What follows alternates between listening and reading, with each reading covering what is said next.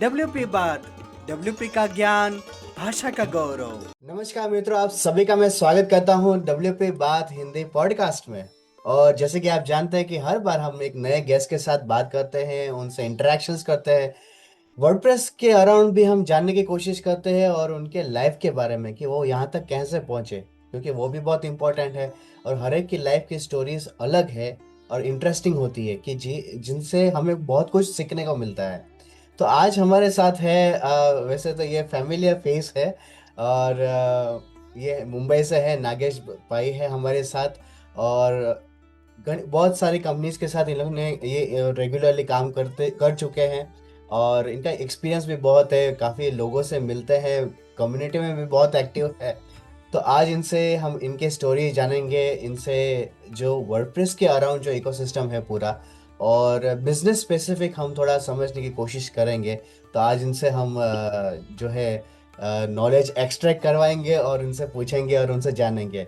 और इनकी सबसे अच्छी जो विशेषता जो मुझे लगती है वो है एकदम काम से वो बात करते हैं और एकदम पीसफुली वो स्माइल दे के बात करते हैं, जो बहुत बड़ी बात है। क्योंकि आप जब हम इंडिया में तो है तो हम लोग थोड़ा फास्ट बात करते हैं, पर जब जब आप बाहर इंटरनेशनल पे जाते हैं तो ये जो क्वालिटी है ना बहुत मैटर करती है। सो ये उनकी बहुत बड़ी क्वालिटी है जो मुझे बहुत पसंद है। और तो चलो हम उनसे बात करेंगे, उनको वेलकम करेंगे। सो नागेश भाई, मैं आपका हार्दिक स्वागत करता हूँ। नमस्ते आपको और डब्ल्यूपी बात या डब्ल्यूपी वात सुनने वाले सभी श्रोताओं को। जी जी जी जी, कैसे हैं आप? बहुत बढ़िया। और अच्छा लग रहा है आपके शो में आने का। जी जी जी। बहुत दिनों से तमन्ना भी थी आने की। हाँ।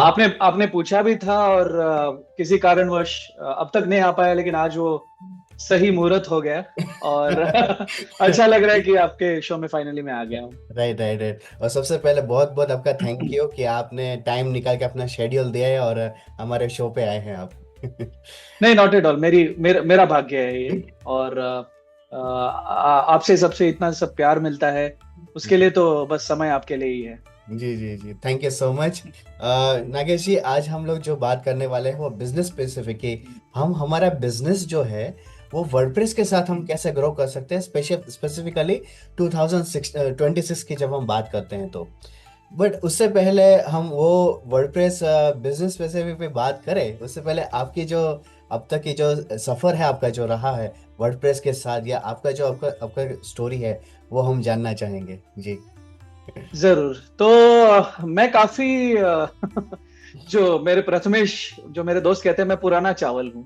अच्छा। शायद अनुभव से नहीं, लेकिन एटलीस्ट आयु से तो हूँ करीबन।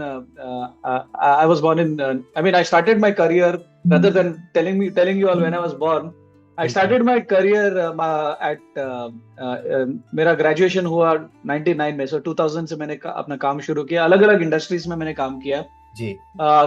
लेकिन मेरा एक्चुअल करियर का मोड़ गया। मैं वैसे इंजीनियर हूँ बाय क्वालिफिकेशन, जी। और उसके बाद पार्ट टाइम एमबीए भी मैंने कर लिया मार्केटिंग में। और उसी दौरान मेरा पूरा करियर का मोड़ चला गया मीडिया एंड मार्केटिंग की तरफ। और इंटरनेट एज अ मीडियम तभी जस्ट ग्रेजुअली डेवलप हो रहा था। राइट। और मैं काफी सारे मीडिया एजेंसीज में काम कर रहा था, और मेरा सबसे ज्यादा फ्रस्ट्रेशन ये था कि जो जमाना था, जो ऑडियंसेस थे, वो डिजिटल की ओर दौड़ रहे थे। लेकिन आज के तारीख में भी even for young audiences media agencies ज्यादा करके स्पेंड कर रहे थे टेलीविजन पर और रेडियो पर। तो मुझे उसमें बहुत हिपोक्रेसी नजर आया, और नसीब से तभी मुझे banking and financial services space में मेरा सबसे पहले डिजिटल मार्केटिंग का ब्रेक थ्रू मिला। अच्छा। तो मैं वो लाइन में चला गया, और उसी लाइन में करीबन एक 7-8 साल मैंने स्पेंड किया in mutual fund companies, and my final work in corporate was with a very large bank, जिसका वेबसाइट और सोशल मीडिया जो भी है सब मेरे अंडर था। अच्छा। लेकिन यही जो मैं टाइमलाइन आपको बता रहा था, इसके पैरेलल एक अंडरग्राउंड टाइमलाइन चल रहा था, जिसमें मैंने सबसे पहले ब्लॉगिंग का तभी फेनोमेनन शुरू हुआ था। और सब लोग गूगल यूज करते हैं, तो सबसे पहले मेरे सामने ब्लॉगर आ गया।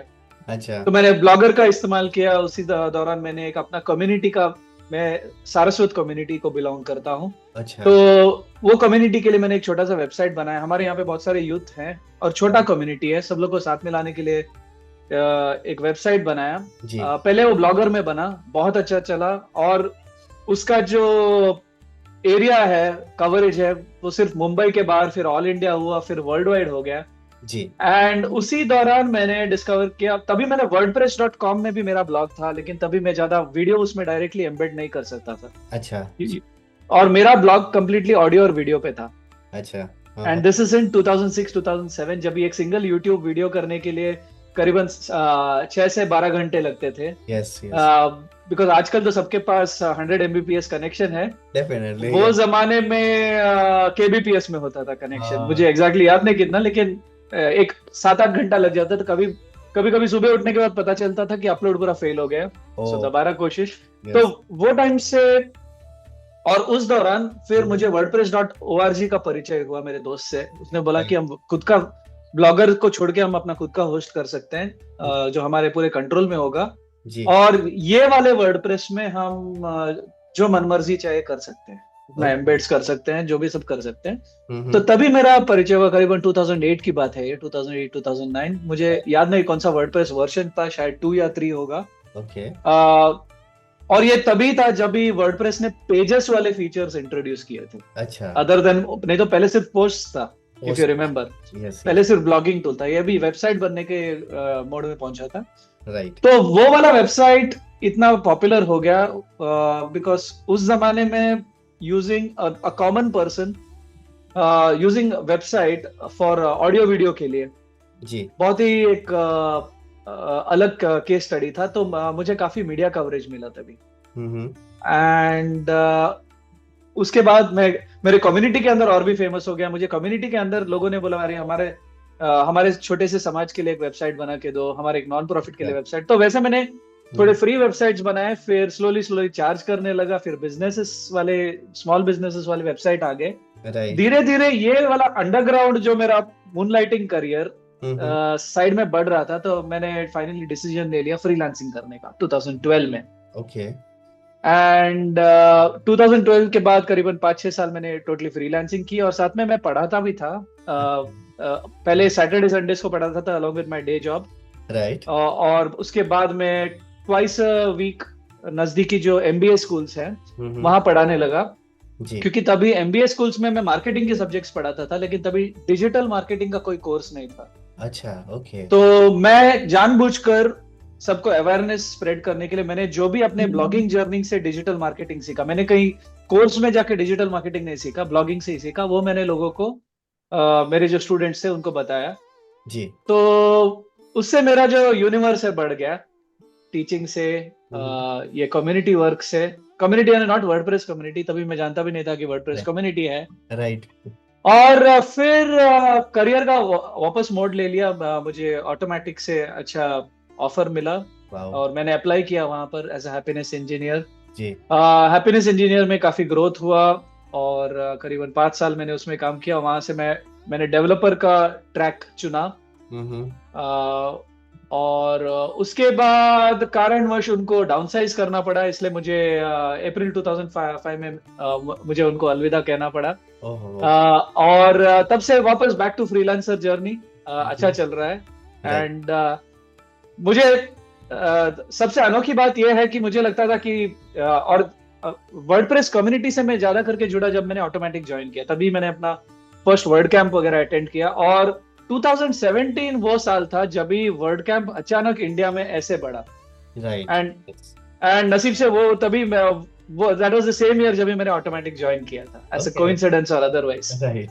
और उसमें मेरी बहुत लोगों से जान पहचान हुई। और हालांकि मैं अभी ऑटोमेटिक में नहीं हूँ, लेकिन ऐसा लगता है कि ऑटोमेटिक से निकलने के बाद मेरा ज्यादा पॉडकास्ट हो रहा है आजकल। एंड मैं ये नहीं कह रहा हूँ कि मैं कुछ बड़ा अचीवर हूँ या कुछ नहीं, ये कम्युनिटी और आपके जैसे लोगों का प्यार है। जी जी। जो मेरे मन में शायद गलत फहमी थी कि मेरी पोजीशन की वजह से लोग शायद मुझे जानते हैं या मेरे कंपनी की वजह से मुझे लोग जानते हैं, नहीं।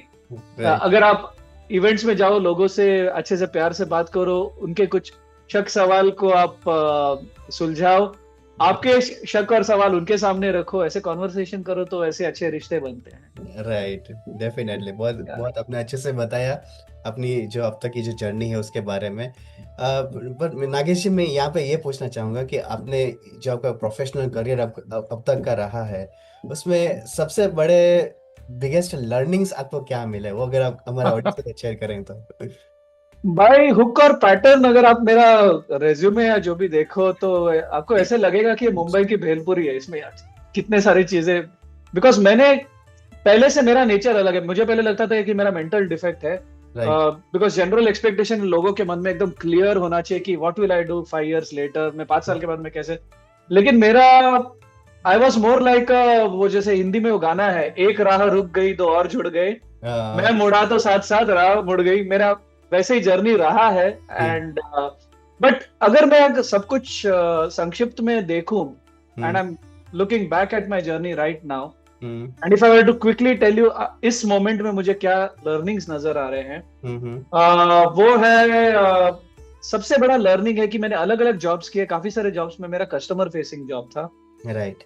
तो अचानक आपके सामने कोई स्ट्रेंजर आ गया और आपको उनसे कुछ, उनके बारे में ज्यादा जानना है, उनसे पहचान करना है, उनसे काम करवाना, उनसे सेल्स लेनी है।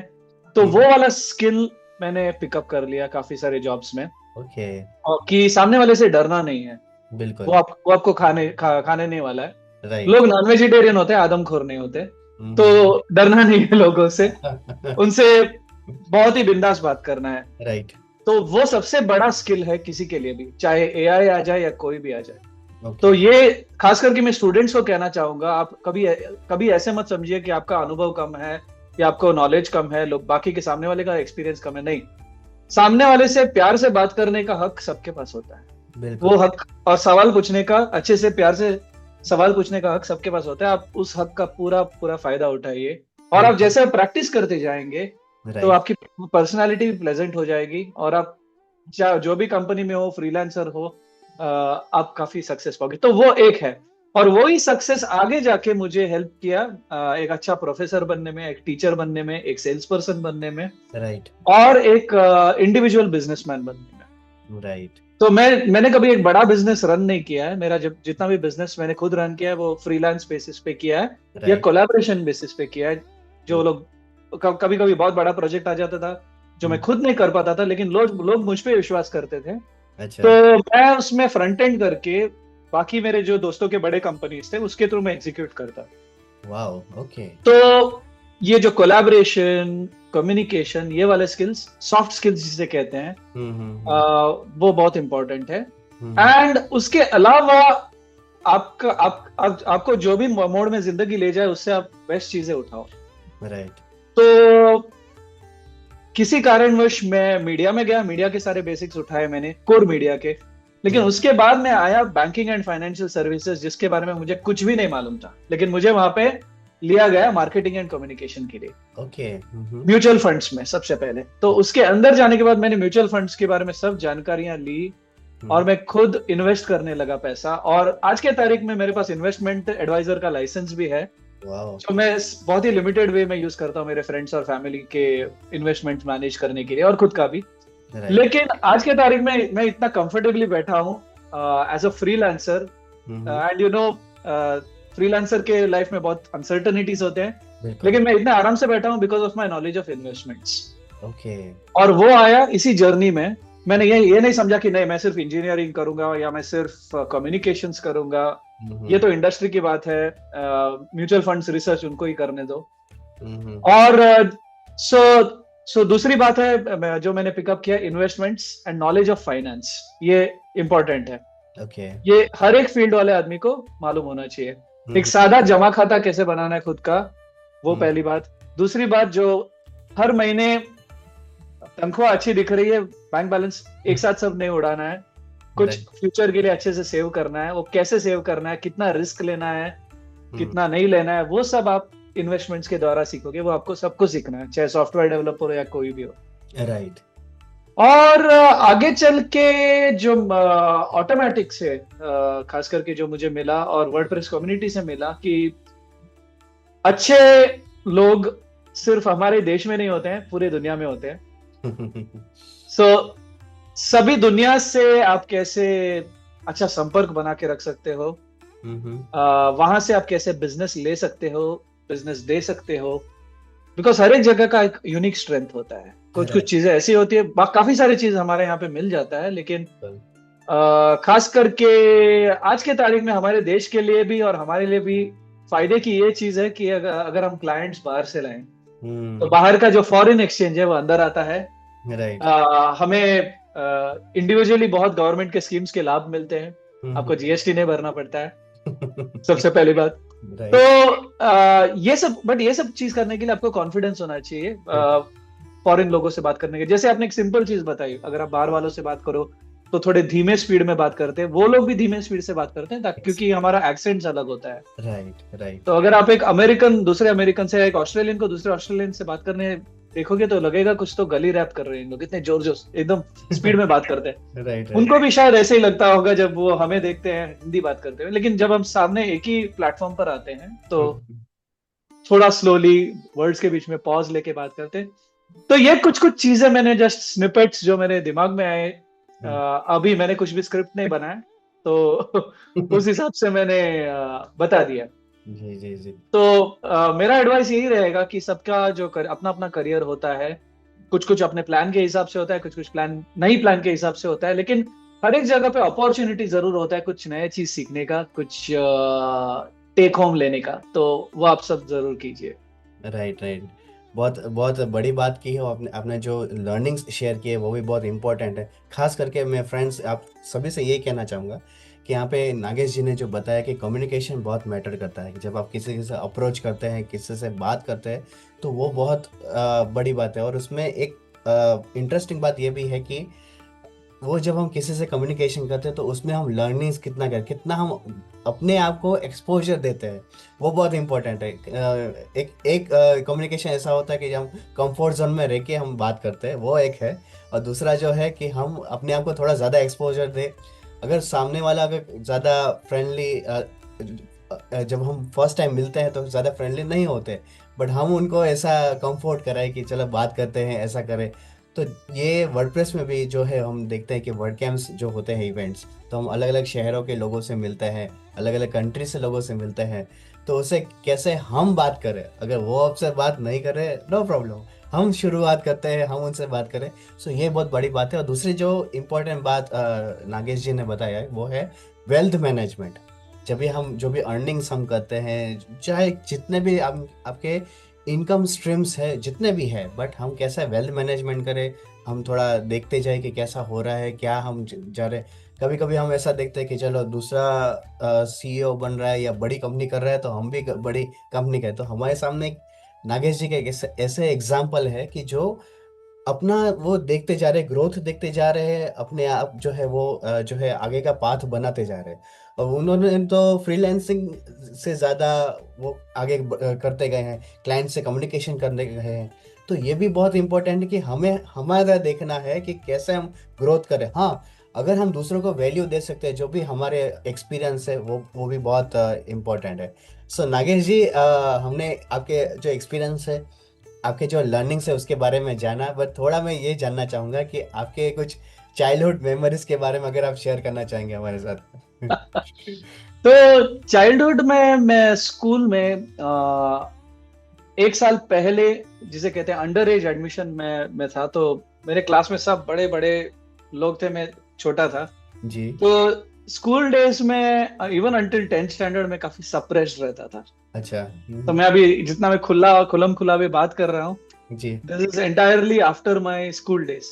अच्छा, तो स्कूल टाइम में मैं काफी सप्रेस था, लेकिन मैं स्कूल टाइम में मेरी एक चीज थी, मैं हमेशा सवाल बहुत पूछता था अगर मुझे कुछ समझा नहीं। और आज के तारीख में भी मैं किताबों से ज्यादा किसी का लेक्चर देख के, सुन के उसमें से मैं सीख लेता हूँ और उनसे सवाल पूछ के मैं सीख लेता हूँ। Wow, okay. तो मैं in fact I am missing a lot by not having जो पढ़ने की आदत है वो शायद मेरे में कम है औरों के मुकाबले, and I really wish I can grow more on that. लेकिन मेरा जो पर्सनालिटी है उस हिसाब से मैं सामने वाले की सुन के मैं बहुत बात सुन लेता हूँ। तो मेरी काफी सारे, मेरी जो चाइल्डहुड है, जो मेरी सबसे ज्यादा मेमोरीज है वो है अलग अलग लोगों से सवाल पूछने की। अच्छा। हाँ तो हाँ। पहले स्कूल में टीचर्स, फिर मेरे पिताजी को मैं हर चीज का सवाल पूछता था और वो पेशेंटली हर चीज का जवाब देते थे। राइट उसके बाद हमारे घर पे कभी कभी हमारे गांव से पंडित आते थे, जो मंदिर के पंडित, काफी उन्होंने वेद पुराण सीखे थे। राइट उनके साथ मैं बैठ कर रात के 12-1 बजे तक अलग अलग सवाल पूछता था on spiritual matters, right. Okay. या धर्म के मैटर्स। हम्म और मेरी माँ कहती थी उनको कल सुबह उठना है, 5 बजे की उनकी पूजा है, हम्म। लेकिन वो बोलते थे नहीं, उनको पूछने दो सवाल। राइट। तो ऐसे काफी सारे मेरे चाइल्डहुड मेमोरीज है। एंड चाइल्डहुड के टाइम ऐसे कुछ मैंने, काफी लोग लोग लीडरशिप क्वालिटीज दिखाते हैं, स्पोर्ट्स में ज्यादा इंटरेस्ट दिखाते हैं। मैं स्पोर्ट्स में वीक था, क्योंकि जैसे मैंने कहा मेरे आजू बाजू फिजिकली बहुत ज्यादा महाबली लोग थे, एंड मैं फिजिकली अभी भी मैं काफी थोड़ा लीन हूँ। तो स्पोर्ट्स से मैं थोड़ा पीछे रहा, लेकिन मैं म्यूजिक में काफी इंटरेस्ट रहा, तो अच्छा। म्यूजिक साइड में मैं गया। और तभी तो आपको स्कूल के टाइम में देयर वाज नो इंटरनेट नाम का कुछ चीज नहीं था। इनफैक्ट मैं इंजीनियरिंग कॉलेज के 4th ईयर में था, जब मैं अपने कॉलेज कॉरिडोर में लोगों को मैं लेक्चर दे रहा था कि ईमेल कैसे चल रहा है। राइट। एंड लोग ऐसे अचरज से देखते थे, ओ माय गॉड, यूएस से यहाँ इतने जल्दी कोई एक तार या खत भेज सकता है कंप्यूटर के द्वारा। जी जी जी। तो मैं उस दौर से अभी एआई का दौर तक मैंने सब देखा है। जी जी। एंड ऑफ कोर्स बचपन के time technology was a black and white TV, जिसमें दिन में 2 घंटे प्रोग्राम्स आते थे, 24 आवर टीवी नहीं आता था। बिल्कुल। तब से लेके अब तक, जब एवरीथिंग इज डिजिटल। तो बचपन कुछ ऐसे ही था, बहुत सिंपल था, मुंबई में ही रहा। अच्छा। लेकिन with close connection to my native place जो है मैंगलोर। हर समर वेकेशन वहीं बीतते थे। अभी भी कभी कभी जाता हूँ। तो बस वैसे ही, that is my childhood background. और मैंगलोर की आपने जो बात की है, तो उसकी क्या विशेषताएं कुछ है, अगर आप शेयर करना चाहेंगे तो? मैंगलोर बहुत ही खूबसूरत जगह है। अच्छा। और आपने गौतम नवाडा जी को जानते होंगे, जी जी फोर्थ फोकस कम्युनिकेशन। जी जी जी। वो मैंगलोर के पास एक जगह है कुंदापुर। अच्छा। ओके। और कुंदापुर और मैंगलोर के बीच में उडुपी रेस्टोरेंट सब लोग जानते हैं, इडली यस वड़ा सब लोग खाते हैं, वो वहीं यस। से आता है। अच्छा। तो ये सब एक ही स्ट्रेच में है, जो कोस्टल में है, वेस्ट कोस्ट में आता है। एंड मैं सबको एनकरेज करूंगा, वो जगह बहुत खूबसूरत है। राइट। वहाँ के जो बीचेस बोलो, वहाँ के फॉरेस्ट्स, हर एक चीज बहुत खूबसूरत है। और आजकल मैंगलोर की खास बात यह है, गौतम जैसे उत्कृष्ट कंपनीज वहां आ रहे हैं, फोर्थ फोकस जैसे, इसलिए मैंगलोर को अभी सिलिकॉन बीच का दर्जा दिया जा रहा है। Oh okay. वहां पे अभी आईटी कंपनीज काफी आ रहे हैं। ये नई बात नहीं है, इन्फोसिस का ऑलरेडी वहां पे कैंपस काफी टाइम से है। अच्छा। उसके बाद एक रोहित भट्ट करके एक दिग्गज है, बड़े दिग्गज हैं, उन्होंने उस जमाने में वहां पे इंजीनियरिंग कॉलेजेस बहुत है, लेकिन किसी ने भी वहां पे इंडस्ट्री नहीं बनाया था। तो सब लोग पास होके या तो बैंगलोर जाते थे, या तो मुंबई जाते थे, या तो दिल्ली, या तो फिर यूएस जाते थे। ओके। लेकिन इन्होंने उडुपी में ही, उनका एक बहुत बड़ा पहले नौकरी थी, वो छोड़ के उन्होंने खुद का कंपनी बनाया है, जिसका नाम है रोबोसॉफ्ट। अच्छा। एंड लगभग if not 90s early 2000s में उन्होंने बहुत एक निश एप्पल के सॉफ्टवेयर राइट। और गेम्स, उसमें उन्होंने एक नीश बनाया। एंड उडुपी में उस जमाने में और आज के तारीख में भी शायद वो एरिया में एक बहुत बड़ा टावर बनाया उन्होंने, और सबको वहीं के वहीं अच्छी नौकरियां, अच्छी तनख्वाह दी। अच्छा। ओके। और वो कंपनी काफी ग्रो हुई। एंड वो कंपनी को फाइनली बाय आउट किया एक जापानीज कंपनी ने। अच्छा। और यूएस या कोई भी देश का कंपनी, इंडिया का, जर्मनी का, या कोई भी हो, इंडिया का कंपनी ऐसे ही उठा लेता है।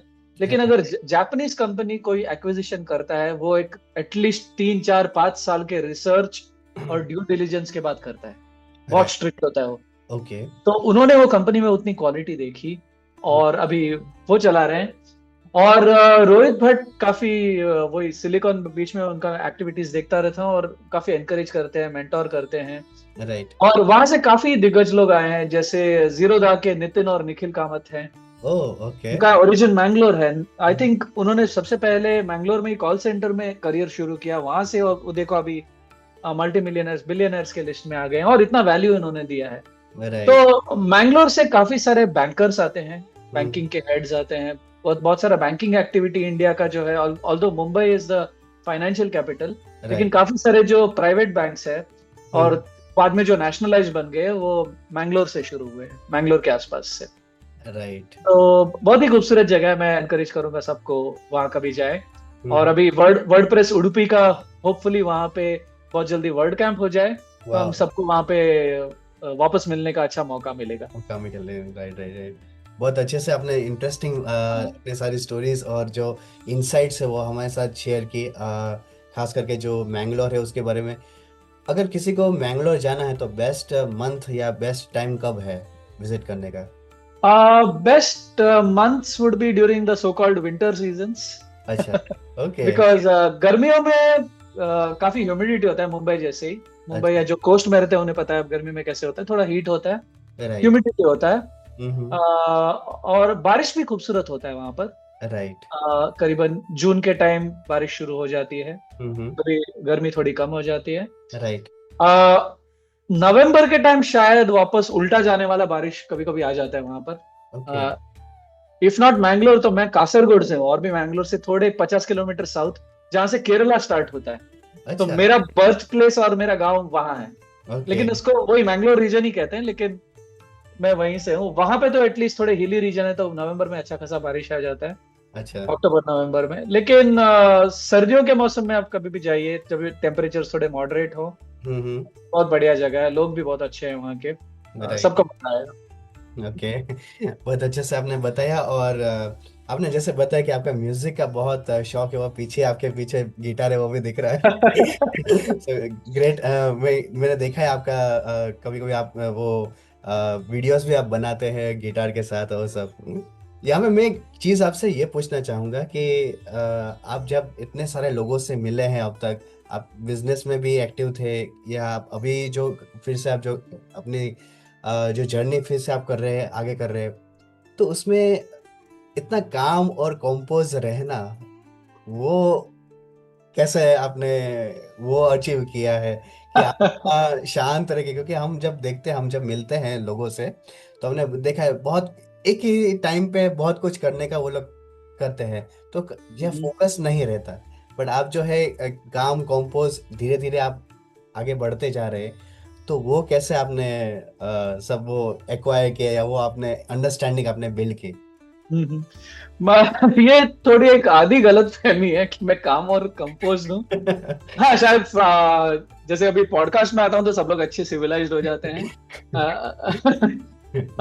लेकिन हाँ, काफी बार जब सबकी तरह मेरा भी मन कभी कभी चंचल हो जाता है, उत्तेजित हो जाता है।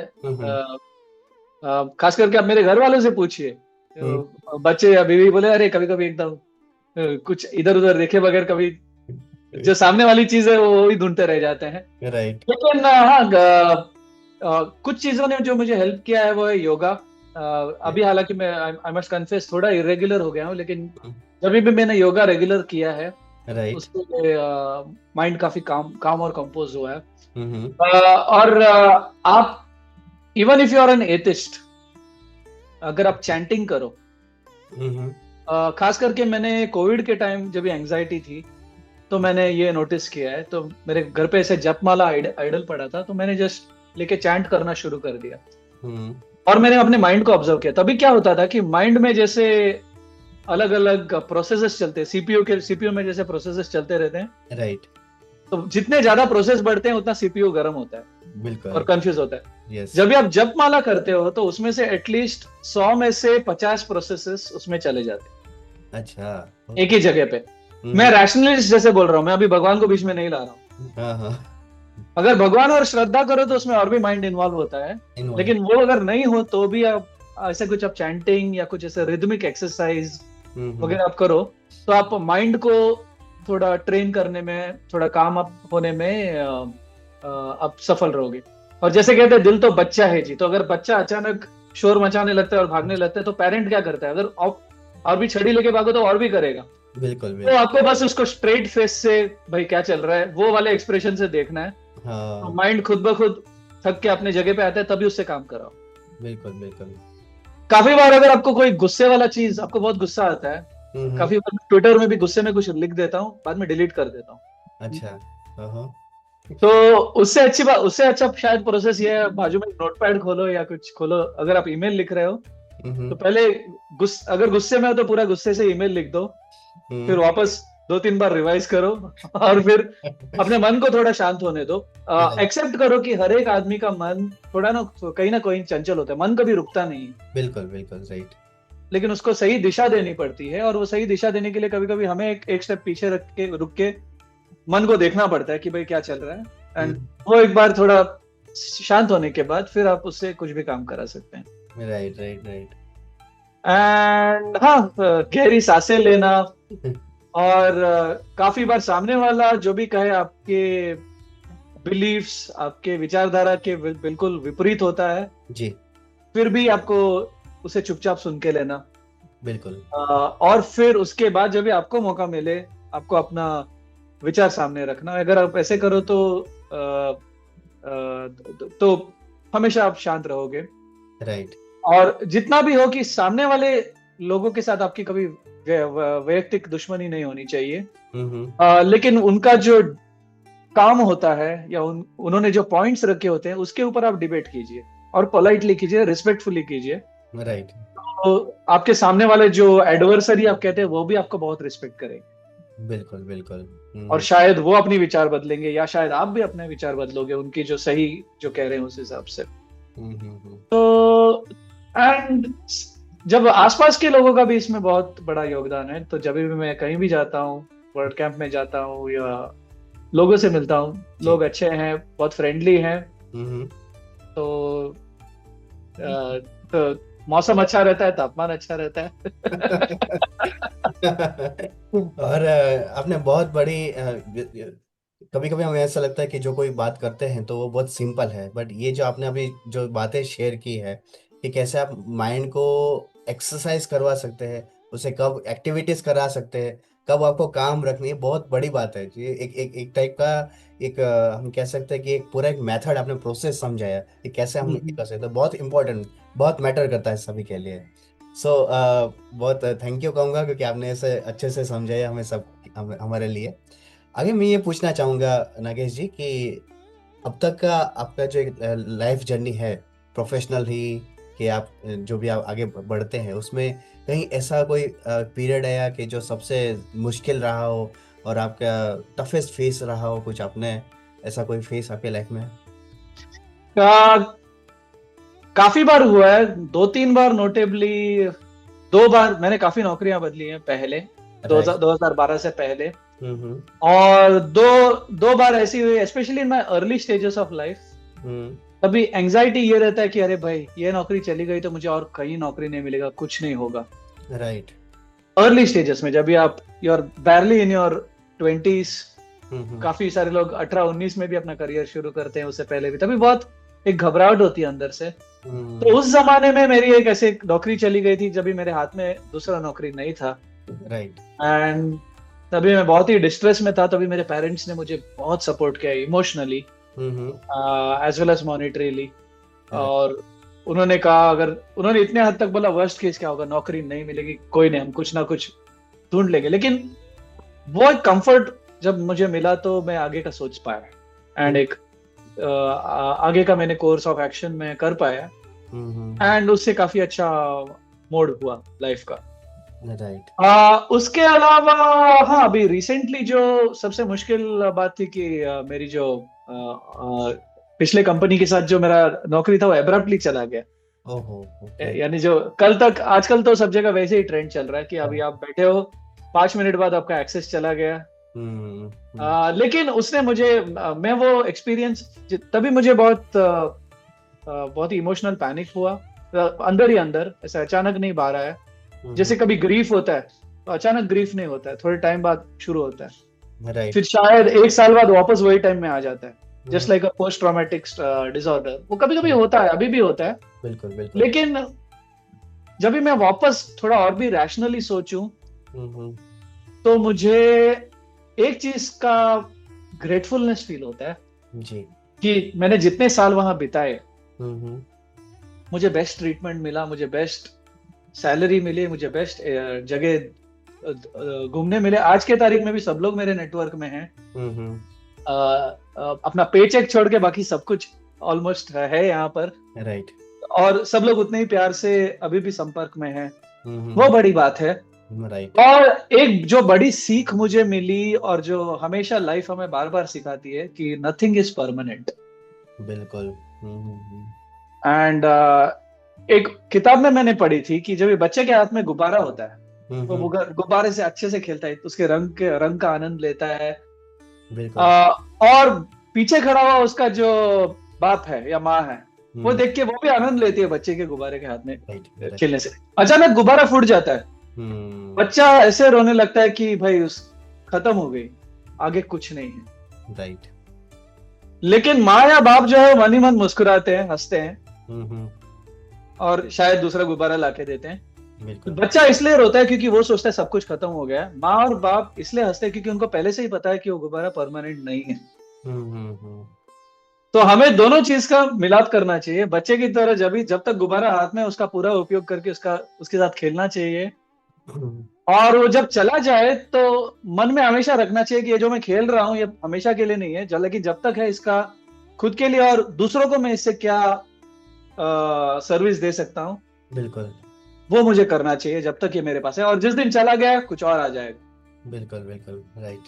तो वैसे ही हो रहा है। तो वो मौका चला गया, लेकिन जैसे ही वो निकल गया कुछ महीनों में कुछ ऐसे प्रोजेक्ट्स आए जो कि बहुत ही प्रेस्टिजियस है और मुझे अचरज हुई कि ये कोई ले क्यों नहीं रहा है। ओके। लेकिन वो अच्छे बड़े प्रोजेक्ट्स हैं, लेकिन इतने ग्लैमरस नहीं दिख रहे थे। राइट। नॉन प्रॉफिट्स थे। शायद $100 प्रति घंटे या $120 प्रति घंटे जो लोग एक्सपेक्ट करते हैं, बाहर के लोग उतने एक्सपेक्ट कर रहे थे, उन लोग नहीं ले रहे थे। तो मैंने बोला ठीक है, मेरे पास अभी समय है, मैं ले लेता हूँ। और हमारे हिसाब से अच्छे रेट में मिला, उनको भी अच्छा बार्गेन मिला, विन विन सिचुएशन रहा। लेकिन मुझे वो सीख आया कि डेस्टिनी में मेरा ये था कि मुझे वो कंपनी को सर्व करना है, मुझे वो कंपनी को सर्विस देना है। Right right. सो बड़ी सीख यह है कि ऑल ऑफ अस जो भी जिंदा है, हर एक सांस ले रहे हैं प्रकृति से। प्रकृति भी बड़ी बिजनेस वूमन है। वो तुम्हें यहाँ इसलिए रख रही है बिकॉज उसको तुमसे काम है। ओके। यानी आपको कहीं ना कहीं वो काम करवाएगी। So we are here to serve. Where we are to serve is probably many times हमारे कंट्रोल के बाहर, लेकिन वो हमारे पास आएगा। राइट। आंखें और कान खुला रखना चाहिए। काफी बार बहुत सारे दरवाजे खुले दिखते हैं और स्लोली कुछ बंद होते हैं, एक खुला रहता है, हमें बस वो जाके पकड़ना है, एक डॉज बॉल के गेम जैसे। राइट। तो हर एक चीज परमानेंट नहीं होता है। और अगर कुछ एब्रप्ट होता है लाइफ तो उसका ग्रीफ आते रहता है, आप कितना भी फिलोसॉफिकल हो। तो उस टाइम में बस आपको शांत, जो भी आप काम कर रहे हो छोड़ के साइड में बैठना है, और जैसे मैंने बोला आपके मन को ऑब्जर्व करना है। राइट। वापस जब आए वापस आ जाओ काम। एंड वो सब सॉल्व होने के बाद फिर समझाओ कि भाई ये हुआ है लेकिन तुमने ये पाया है, और आगे चल के तुम्हारी लाइफ अभी ऐसे जा रही है, उसको देखो, नहीं तो ये भी नहीं मिलेगा, वो भी नहीं मिलेगा, आप बीच में फंस जाओगे, वापस बैक टू स्क्वायर वन हो जाओगे। वैसे नहीं होना है। Right right right. और ये आपने जो अभी ये जो बताया ना, इसमें सबसे बड़ी जो लर्निंग जो मैं ऑब्जर्व कर रहा हूँ वो है कि कितनी भी बड़ी मुश्किल आए तो हमें रुकना नहीं है, ऑल्टरनेटिव वे ढूंढते हुए हमें आगे बढ़ते ही रहना है। चाहे वो ग्रोथ की जो पेस है वो चाहे स्लो हो या फास्ट हो, बट कैसा भी करके हम लोग आगे बढ़ते रहे, बस ऐसा। ये बहुत बड़ी बात है। बिकॉज जैसे मैंने बोला, we are all here to serve. बिल्कुल बिल्कुल। Yes. And we have to keep our eyes open as to where am I supposed to serve. Yes, this opportunity of service, ये जो है मेरे से छीना गया है, लेकिन इसका मतलब यह है कि मेरी जरूरत कहीं और है। तो उस ड्यूटी के लिए हमें सतर्क रहना है, नेक्स्ट जो आ रहा है। Right right right. और वो बदलाव होता रहता है। और अगर आप लंबे तौर पर देखो तो वो हर एक बदलाव जो देखते हैं हम, एब्रप्ट जितना भी हो, जितना भी अनफेयर हो कि इन्होंने मुझे ऐसे कैसे किया, आपको ऐसे लगेगा, लेकिन आगे चल के आप देखोगे कि उसका जो सम टोटल है that is all positive, very positive. अच्छा के लिए होता है, जो भी होता है अच्छे के लिए होता है। ये बहुत बड़ा पॉइंट एक एज अ मोटिवेशन काम आएगा, जो स्पेशली आज हम देखते हैं जैसे आपने बताया कि जैसे आपके साथ ऐसा एक हुआ कि आपने जॉब किया, एब्रप्टली वो जॉब का हुआ, वैसे आज भी हम देखते हैं कि बहुत सारे हमारे सर्कल में, हमारे एनवायरनमेंट में भी ऐसा होता है कि अचानक हमें पता चलता है कि उनकी जॉब जो है चली गई है या ऐसा हुआ है। तो ये जो आपने अभी जो अंडरस्टैंडिंग दी है बहुत इंपॉर्टेंट है कि ठीक है, अभी ये हुआ है, हम पहले इसे एक्सेप्ट करते हैं कि ये हुआ है। अब इसके बाद हमें ये सोचना है कि हम आगे जाके ऑल्टरनेट वे में कैसे वो करें, चाहे वो हम जॉब करें, फ्रीलांसिंग करें या बिजनेस करें, जो भी हमें पता चलता है। क्योंकि कभी कभी ऐसा होता है, हम लोग जब लाइफ में मिलते हैं तो हर एक को मेंटर मिले वो ज़रूरी नहीं है। कभी कभी ऐसा, बहुत ऐसे हमने देखा है एनवायरनमेंट में कि मेंटर नहीं होते तो हमें वे आगे का वे हमें हमें फाइंड आउट करना रहता है। तो ये बहुत इंपॉर्टेंट है कि धीरे धीरे करके हम लोग आगे बढ़े। तो ये बहुत अच्छी सही बात, बात। बहुत बहुत बड़ी लर्निंग आपसे मिली है जो आपने बताया है। और आगे नागेश जी, मैं ये पूछना चाहूँगा कि जैसे आपने ये सारा जो भी आप आगे बढ़ते जा रहे हैं या आपके लाइफ में बहुत सारे ऑब्स्टेकल्स आए कि वो सब आए, तो जब आप आज के जो यंगस्टर्स है जब हम उनसे मिलते हैं और अगर वो आपसे कुछ ऐसा पूछे कि आप ऐसे 2-3 लर्निंग्स क्या मुझे देंगे या क्या एडवाइस देंगे आज के लाइफ के सर्कमस्टेंसेस और एनवायरनमेंट को लेके, तो आपके सबसे बड़ी क्या एडवाइस उनको रहेगी? सो खास करके मेरे यंगर फ्रेंड्स और मेरा पास्ट नागेश अगर आज आ जाए 20 जी साल का जो जी। नेव और स्कैर्ड वर्जन, तो सबसे पहले मैं उनको ये एडवाइस दूंगा कि डरो मत। राइट। डर होना स्वाभाविक है, एक्सेप्ट भी करो कि डर लगता है, बिल्कुल। और उस डर को आप काम कर दो कि भाई उतने अपॉर्चुनिटीज, जितना डर है उससे कहीं ज्यादा अपॉर्चुनिटीज है राइट।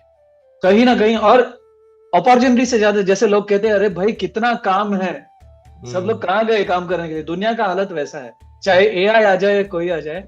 और हमारा भाग्य है कि हम ऐसे देश में रहते हैं जहां आबादी इतनी ज्यादा है कि आबादी बड़ा है, उसका मतलब ये भी है कि मार्केट बड़ा है, जरूरतें बड़ी है।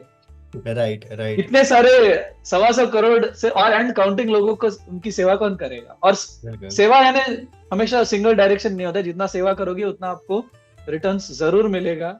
राइट। ये अलग अलग धर्मों में, हमारे भगवत गीता में भी कन्हैया लाल जी ने कहा है कि कर्म करो, फल देना स्वाभाविक है, फल आना स्वाभाविक है, लेकिन उसकी अपेक्षा मत करो, लेकिन वो आएगा, कॉज एंड इफेक्ट है वो। Right right right. तो आप घबराओ नहीं, जब भी घबराहट होती है तो बाहर देखो, आप मॉल में चले जाओ, देखो कि मॉल इतने क्राउडेड है हमारे, इतने लोग पैसे लिटरली फेंक रहे हैं, आपको बस आपका हाथ ऐसे रखना है, हाथ ऐसे करो तो पैसे आ जाते हैं। बिल्कुल, यानी लिटरली नहीं, लेकिन अगर आप इवन छोटे से छोटा बिजनेस भी करो या छोटे से छोटा चीज भी अगर आप करो तो वहां पे अपॉर्चुनिटी है। शायद ऐसे हो सकता है कि आपने जो पढ़ाई की है, कोर्सेस की हैं, उसके 1-to-1 आपको जॉब नहीं मिले।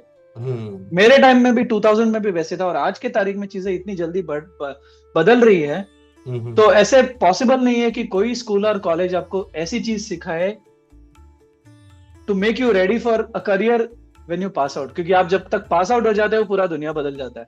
Right, definitely. लेकिन स्कूल और कॉलेज आपके लिए बेसिक्स में आपको आपके फाउंडेशन को स्ट्रांग बनाते हैं, आपके नींव स्ट्रांग बनाते हैं, लेकिन उसके आगे जो आपको आसमान की तरफ जाना है वो आपको जाना है। लेकिन वो अपॉर्चुनिटीज हैं, सब जगह हैं। जिनको सॉफ्टवेयर में रुचि है उसके लिए पूरा open source free raw material पड़ा है। Yes yes. फ्री में मेंटोर्स हैं उसमें, सब कुछ फ्री है। एंड मिनिमम इन्वेस्टमेंट में आप एक छोटी सी होस्टिंग ले लो, 1000-2000 रुपए की, जितने आप एक बार या 2 बार लंच करने में, मुंबई में तो एटलीस्ट इतना महंगा है, तो उतना खाने में, उतने में आपका पूरा साल का खर्चा निकल जाता है एक छोटे होस्टिंग। उससे शुरू करो, धीरे धीरे जैसे आपका क्लाइंट का पैसे आए बढ़ाते जाओ, एंड देखते देखते आपके सामने पूरा बिजनेस खड़ा हो जाता है। बिल्कुल बिल्कुल।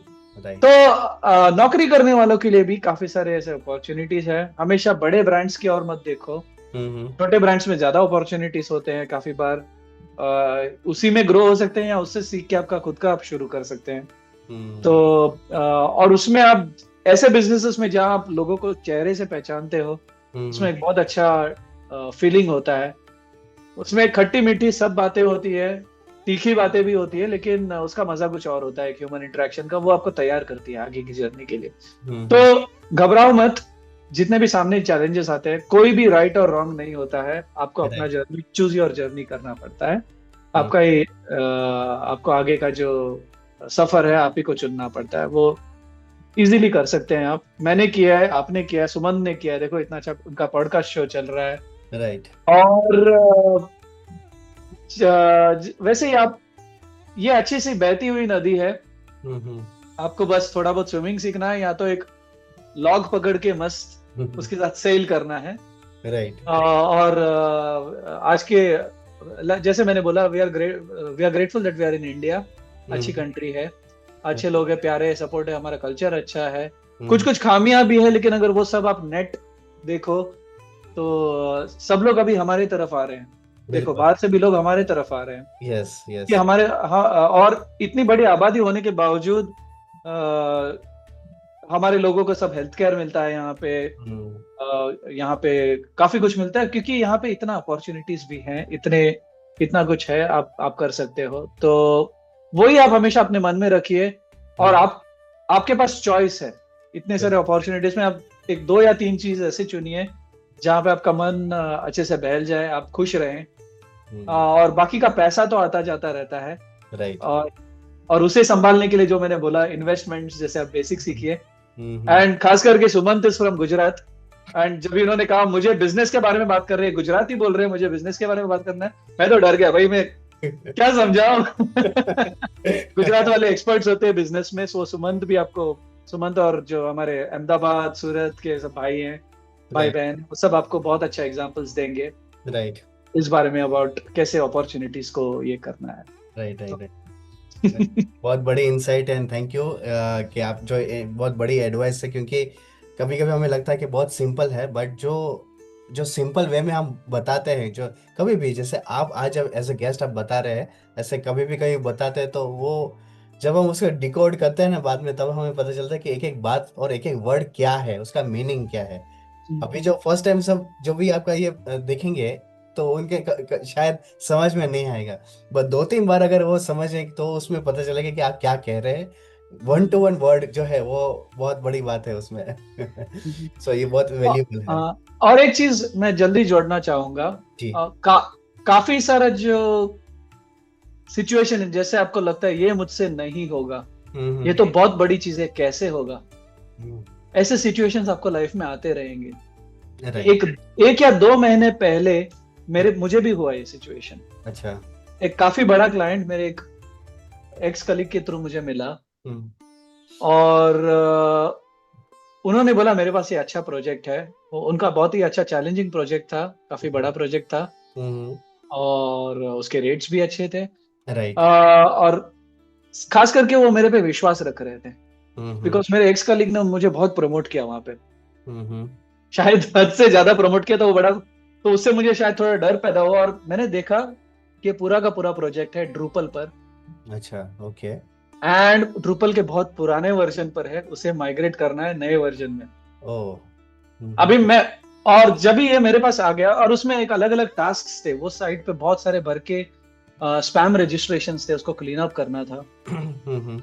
तो ये जो मैं आ गया, अभी तक मैं सिर्फ वर्डप्रेस कर रहा था, HTML, CSS, PHP सब आता है, JS भी आता है, लेकिन ये ड्रूपल मैंने पहले बहुत टाइम पास किया था, बस इंस्टॉल करके देखा था कैसे चलता है, उसके आगे कुछ नहीं किया। राइट। अचानक ये मेरे पल्ले पड़ रहा है, तो मेरे दिमाग में सबसे पहले आया, अरे भाई मुझसे नहीं होगा। लेकिन मैंने बाद में खुद को बोला कि भाई इसके अंदर भी PHP, MySQL वही टेक स्टैक है जो वर्डप्रेस में है। राइट। तो कहीं ना कहीं वो जो एरर फेंकेगा, ये करेगा, मुझे बस वो सॉल्व करना है। और आज के तारीख में मेरा सबसे बढ़िया दोस्त है AI। अच्छा। तो मेरे पास शायद पहले के कंपनी जैसे x colleagues 1 Slack command away नहीं है, मिलते हैं, वो मुझे लिंक्डइन में डालना पड़ता है, उनका मैसेज आएगा, लेकिन बहुत अपने ही टाइम पे आएगा। लेकिन वही विजडम मुझे अवेलेबल है ऑन AI, एंड AI इस सिचुएशन में अच्छे से काम कर रहे हैं, क्योंकि ड्रूपल बहुत ही अच्छे से डॉक्यूमेंटेड है। अच्छा, ओके। तो AI models are naturally very well trained on it. WordPress also similar, जिसका भी सॉफ्टवेयर का डॉक्यूमेंटेशन अच्छा है, वो उसका डेवलपर साइड आपको मेंटोरिंग जो चाहिए आराम से मिल जाता है। अच्छा, तो right. उसमें भी मैंने 2-3 एआई से, चैट जीपीटी से, क्लॉड से, थैंक्स टू अंबानी जी, अभी गूगल का भी जियो के साथ फ्री है 18 महीने गूगल एआई प्रो प्लान, हम्म, तो क्लॉड का खरीद लिया। चलो, चैट जीपीटी भी वैसे ही कुछ तो ऑफर में आ गया, इंडियंस के लिए प्रो प्लान फ्री है। तीनों को मैंने पूछा वही क्वेश्चन, थोड़े 19-20 जो भी ये था मैंने ये किया, लोकल डेवलपमेंट सेटअप किया और धीरे धीरे धीरे डिकोड किया। और क्लाइंट को मैंने ऑनेस्टली पहले ही बता दिया कि मैं वर्डप्रेस में मैंने मेरा ज्यादा मेरी बाल लीलाएं हैं, right. लेकिन ड्रूपल में मैंने कुछ किया नहीं, लेकिन ड्रूपल में मेरा ये स्ट्रेंथ हो सकता है, अगर आप ये रिस्क लेने के लिए तैयार है तो मैं भी अपने साइड से फुल कोशिश करूंगा। तो उन्होंने, उनकी बड़ी बात है कि उन्होंने दे दी मुझे प्रोजेक्ट। अच्छा, एंड 2 महीने में मैंने एक कस्टम मॉड्यूल बना दिया with help from AI of course, लेकिन हर एक लाइन का फेमिलियरिटी के साथ, ऐसा नहीं कि मैंने वाइब कोड कर दिया और बस लाइव बना दिया। जो अगर मैं खुद भी लिखता तो वही कोड निकलता, लेकिन शायद एक 10 दिन लग जाते मुझे वो एग्जैक्ट डॉक्यूमेंटेशन में जाके वो फंक्शंस निकालने के लिए। right. तो उससे मैंने कस्टम मॉड्यूल लिखा जो slowly spam comments which were in tens of thousands cron job के थ्रू धीरे धीरे safely and clean across different tables using Drupal का खुद का नेटिव प्रोसेस। अच्छा, तो वो मॉड्यूल मैंने लिखा, साइट पे लाइव कर दिया, एक बहुत बड़ा टास्क वहीं पे सॉल्व हो गया। तो ये मैं इतना लंबा स्टोरी इसलिए बोल रहा हूँ कि ये जो डर है कि ये मेरे से नहीं होगा, ये मैंने पहले कभी किया नहीं है, ये आदमी को, आपको, स्टूडेंट्स को या खास करके यंग पीपल को ऐसे लगेगा कि मेरे पास अनुभव नहीं है इसलिए मुझे ऐसे लग रहा है। नहीं, ये आप जितने भी अनुभव लेते जाएंगे आपके पास कुछ नया चैलेंज आएगा, जब भी आपको ऐसे फीलिंग आएगा। right. तो आपको ये चैलेंज एक्सेप्ट करना है, ऐसे चैलेंज एक्सेप्ट करने का एटीट्यूड रखना है और ऑनेस्टी रखनी है सामने वाले को बताने के लिए कि भाई मैं इतने पानी में हूँ। गलत स्टेट नहीं करना है, चाहे कितने भी धंधे की बात हो, सामने वाले को सच बताओ, चाहे धंधा चला जाए, no problem, because trust gain करना ये सबसे बड़ी कमाई है। राइट। और अपने आप को सच होना, you have to be honest to yourself, खुद को सच होना चाहिए। तो जब तक ये आप कर रहे हो तो आप नई नई चीजें सीखोगे और ऐसे ही आप ग्रो होगे। तो ऐसे अपॉर्चुनिटीज को हमेशा आंखें खुली रखिए। राइट। और आप बस बढ़ते जाओगे और कुछ नहीं। बहुत इम्पोर्टेंट बात आपने बताई, और किस तरह से वो चैलेंज को है उसको ओवरकम करना है उसके बारे में आपने बताया कि ठीक है, हमारे सामने जो चैलेंज आती है हमें कभी कभी थोड़ा घबराहट होती है, वो बात सही है कि वो नेचुरल ह्यूमन एक रिएक्शन है, बट उसे कैसे हम पॉजिटिव वे में उसे अप्रोच ले, धीरे धीरे करें। क्योंकि मैंने ये देखा है एक्सपीरियंस में कि जब भी कोई चैलेंज आती है तो हम ज़्यादा फास्ट वे में उसे रिएक्ट करते हैं, बट रेदर उसे थोड़ा स्लोली करें और थोड़ा उसे ब्रेक डाउन करें तो ज्यादा हम लोग इजीली कर सके। तो ये बहुत बड़ी बात है। तो जो पहला रिएक्शन आता है उसको आने दो, उसको रोको मत, उसके साथ लड़ो मत। उसको बस, जैसे आप कोई दुकान में जाते हो, इतना सारे चीजें देखते हो, तो भाई बोलते हैं अरे भाई अब बैठो, पहले आपको पास पहले बिठाते हैं, पहले कोल्ड ड्रिंक पिलाते हैं, फिर बोलते हैं चलो देखो, फिर ज्यादा धंधा आता है उसी आदमी से। तो वैसे ही जो आपका पहला रिएक्शन होता है, आने दो उसको, नोट करो, जब ये ठंडा आ जाए तो फिर बोलो ठीक है। तो एक्नॉलेज करो कि वो फियर जायज है क्योंकि आपने पहले किया नहीं। राइट। लेकिन इसका मतलब ये नहीं कि मैं ट्राई नहीं करूं, कोशिश तो कर सकता हूं। वर्स्ट से वर्स्ट क्या होगा कि नहीं होगा, रिस्क है, वो रिस्क आप सामने वाले को बता दो। ये मैंने किया नहीं है, इतना चांसेस है कि होएगा, लेकिन शायद ये हो सकता है। लेकिन और जितना जल्द, अगर कभी कभी ऐसे भी होता है कि हम बहुत ओवर कॉन्फिडेंट भी हो जाते हैं और वो चीज सीखने में बहुत ज्यादा देर होती है। राइट। एंड वो इकोनॉमिक नहीं होता है क्लाइंट के लिए या आपके लिए भी, आपके समय के लिए। तभी आप बोल सकते हो कि भाई मैंने इतना 70% काम मेरा हुआ है, मैंने आपका वक्त लिया है, इसलिए ये मेरे नोट्स हैं, लेकिन इसके आगे ये मेरे से नहीं हो रहा है बिकॉज ऑफ दीज रीजंस। वो रैशनल डिसीजन है, तभी आप बोल रहे हो नहीं हो रहा, लेकिन वो रैशनल डिसीजन है। और बताओ, और उनको बोलो कि ये इतना ज्यादा समय लग रहा है तो शायद कोई और इसे और भी जल्दी कर पाए, और ये मेरा नोट्स है जो मुझे चैलेंजेस है, जो नेक्स्ट पर्सन को हेल्प होगा। राइट। तो कोई भी चीज ऐसे बहुत ही स्ट्रिक्टली गो या नो गो नहीं होता है, लेकिन आपको कोशिश तो जरूर करनी पड़ती है, एंड सही वक्त पे सही जजमेंट लेना पड़ता है। एंड जजमेंट एक ऐसी चीज है, एक्सपीरियंस के साथ जजमेंट शार्पर होते हैं, अच्छे होते हैं, लेकिन हमेशा देयर इज नो गारंटी कि it's even with the most experience जज गलत जजमेंट्स होते हैं, राइट। तो forgive yourself for that and do better next time. Right. बहुत बड़ी लर्निंग है कि थोड़ा हम ज्यादा हार्ड अप्रोच ना लें, बट जितना हो सके थोड़ा सॉफ्ट अप्रोच लेके हम जो है वो चीज़ों को ज़्यादा इम्प्रूव करते जाए, आगे बढ़े। तो ये बहुत बड़ी बात है।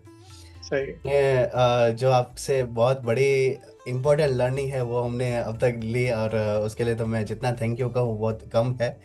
अभी हम जो है हमारा जो टॉपिक है कि 2026 में वर्डप्रेस के साथ आप किस तरह अपना बिजनेस ग्रो कर सकते हैं, ये जो हमारा एक टॉपिक है उस पर हम थोड़ा हाइलाइट्स और हम आपसे जानना चाहेंगे आपके एक्सपीरियंसेस के बारे में। तो उसमें सबसे पहले मैं ये जानना चाहूँगा कि आपने जो आप अब तक वर्डप्रेस कम्युनिटी में रहे हैं, तो आपने बहुत सारे बिजनेसेस को ग्रो करते हुए देखा होगा यूजिंग वर्डप्रेस। तो आपने कुछ ऐसे ऑब्जर्वेशंस किए जो लोकल लेवल पे थे वर्डप्रेस में ही, बट वर्डप्रेस को यूज करते करते समय के साथ वो अब इंटरनेशनल लेवल पे पहुंच गए हैं, ऐसा कुछ आपके ऑब्जर्वेशंस में अब तक आया है वर्डप्रेस कम्युनिटी में? अभी के आज के तारीख में आप जो भी नोटिसेबली बड़े साइज कंपनीज देख रहे हो वर्डप्रेस इकोसिस्टम में फ्रॉम इंडिया, जैसे rtCamp, Multidots, Amit Singh ji का डब्ल्यू पोएट्स, ये जस्ट मेरे जो मन में नाम आ रहे हैं उस हिसाब से मैं बोल रहा हूँ। आई एम 45 इयर्स प्लस, तो it is not in logical order, कैसे भी आ सकता है, लेकिन हर एक कंपनीज अभी साउथ में it's a growing company, fourth focus Gautam का जो है, कितने सारे कंपनीज हैं जो जिनसे मैं मिला हूँ ड्यूरिंग वर्ल्ड कैंप्स, हम सब मिले हैं। इनका सबका अगर आप ये देखें, स्टार्टिंग पॉइंट देखें, सब लोग everybody started as an individual, as a small college project और एज अ फ्रीलांस, एंड धीरे धीरे धीरे बढ़ते बढ़ते it's now become an enterprise, something like a VIP partner और थिंग्स लाइक दैट। काफी लोग अभी वर्डप्रेस के बाहर भी कर रहे हैं। अभी आरटी कैंप सिर्फ वर्डप्रेस नहीं, they are also working on another platform called Frappe. ये भी एक बहुत सुंदर ओपन सोर्स फ्रेमवर्क है, totally started in India from Mumbai and near my earlier house Vidya Vihar. तो ऋषभ मेहता करके हैं, उन्होंने भी खुद का यूज केस से शुरू करके एक complete, I would say it is a competitor to SAP plus Salesforce together. Okay. ERP और CRM सब मिला के उन्होंने बहुत बढ़िया फ्रेमवर्क बनाया है। Right. एंड उन लोग वर्डप्रेस पे बहुत बिलीव रखते हैं, वर्डप्रेस के फिलोसॉफी पे बहुत बिलीव रखते हैं। टू एन एक्सटेंट उसका स्लोगन था दी वर्डप्रेस ऑफ CRM। अच्छा। या वर्डप्रेस ऑफ ERP, ऐसे कुछ तो उनका स्लोगन था। Okay. तो अगर आप ऑनलाइन यूट्यूब में भी जाए तो ऋषभ मेहता के काफी टॉक्स आपको नजर आएंगे, specially on 4 freedoms and open source. उसके ऊपर बहुत सारे अच्छे टॉक्स हैं उनके। I hope he comes someday on one of the world camps and gives a wonderful talk. तो फ्रापे का फ्रेमवर्क, जहां से उनका नाम ही आया है, जो आरटी कैंप अभी उस पर भी काम कर रहा है, from as far as I know, उनका काफी प्रमोशंस चल रहा है उस पे। तो वैसे ग्रो होते हैं। तो इमेजिन जो कंपनी शायद 10-12 साल पहले एक इंडिविजुअल था, अभी एक इंटरनेशनल स्केल तक पहुंचा है। तो अगर आप क्लोजली फॉलो करें कि उनके फाउंडर्स ने क्या किए हैं, और बहुत ही फ्रेंडली है उनके सब फाउंडर्स, आप किन से भी बात कीजिए, वो बहुत ही ओपनली, सब लोग के अंदर वो ओपन सोर्स का करिश्मा है।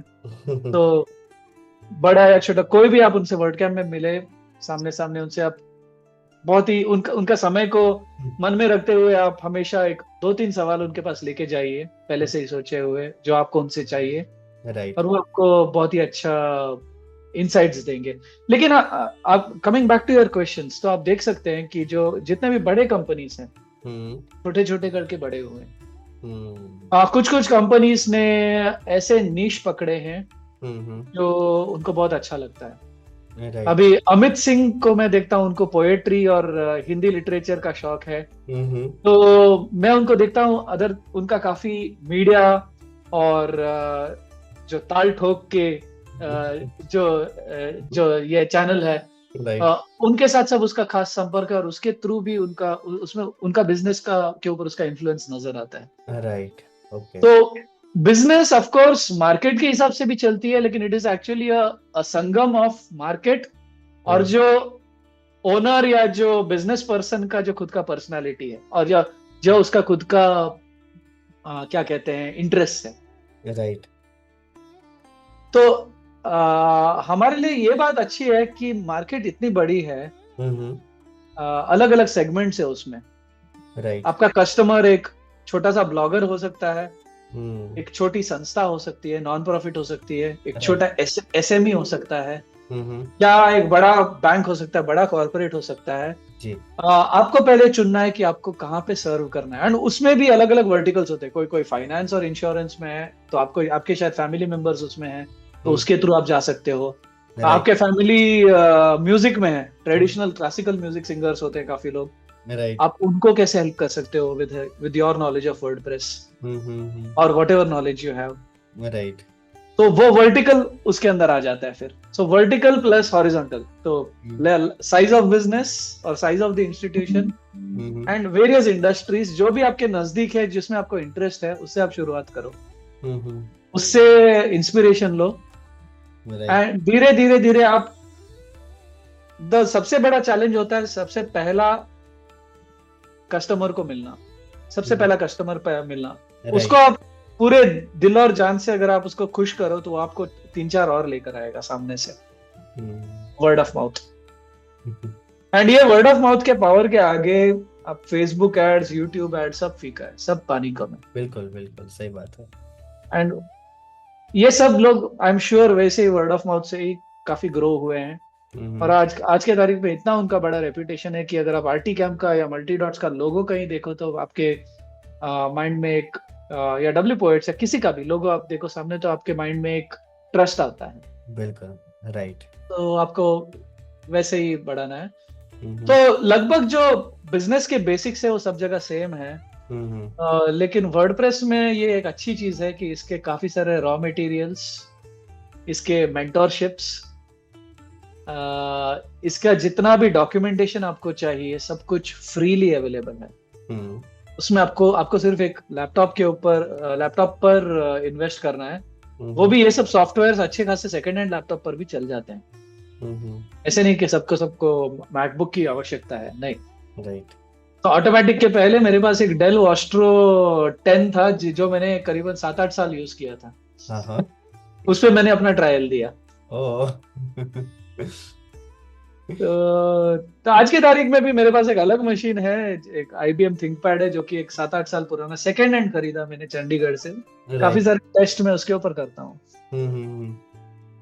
तो वैसे ही ये कुछ स्निपेट्स थे जो मेरे मन में थे for your question. I hope I answered. नहीं, ग्रेट इनसाइट्स आपने दिए।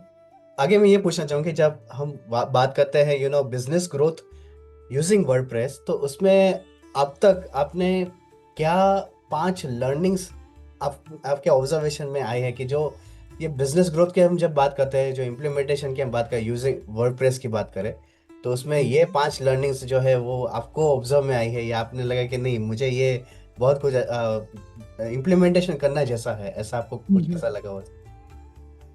तो मेरे कुछ लर्निंग्स ऐसे हैं कि जायज है कि काफी लोग जब भी शुरू करते हैं तो वर्डप्रेस या कोई बिजनेस में आप 2 चीजें कर सकते हैं। एक सर्विस कंसल्टिंग, किसी का वेबसाइट बना के देना, किसी का वेबसाइट मेंटेन करना, किसी के वेबसाइट में कुछ बग आ गया है, सिक्योरिटी इश्यूज आ गए, वो फिक्स करना, ये सब कंसल्टिंग में आ जाता है।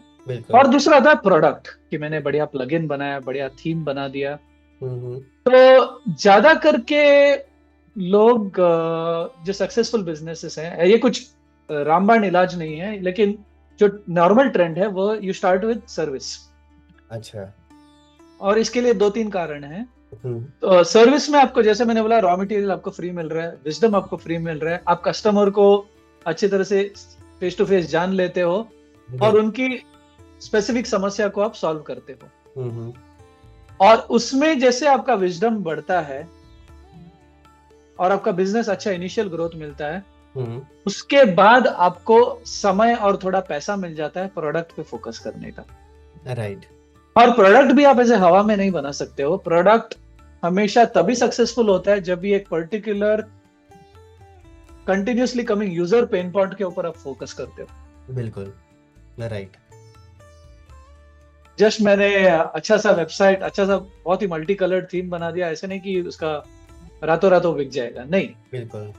लेकिन अगर मैंने ऐसे पहचाना कि भाई मुझे लॉयर्स को टारगेट करना है और लॉयर्स के लिए एक ऐसा उनका लीगल रिक्वायरमेंट है कि वो सामने से सेल्स नहीं कर सकते हैं, राइट। लेकिन उनका website can look like a good business card, उसमें थोड़े रेस्ट्रिक्शंस हैं, वो सब दायरे के अंदर अगर आप कुछ अच्छा पेन पॉइंट एड्रेस करके एक गो टू वेबसाइट बना सकते हो, तो आपने एक प्रोडक्ट बनाया for a segment called lawyers.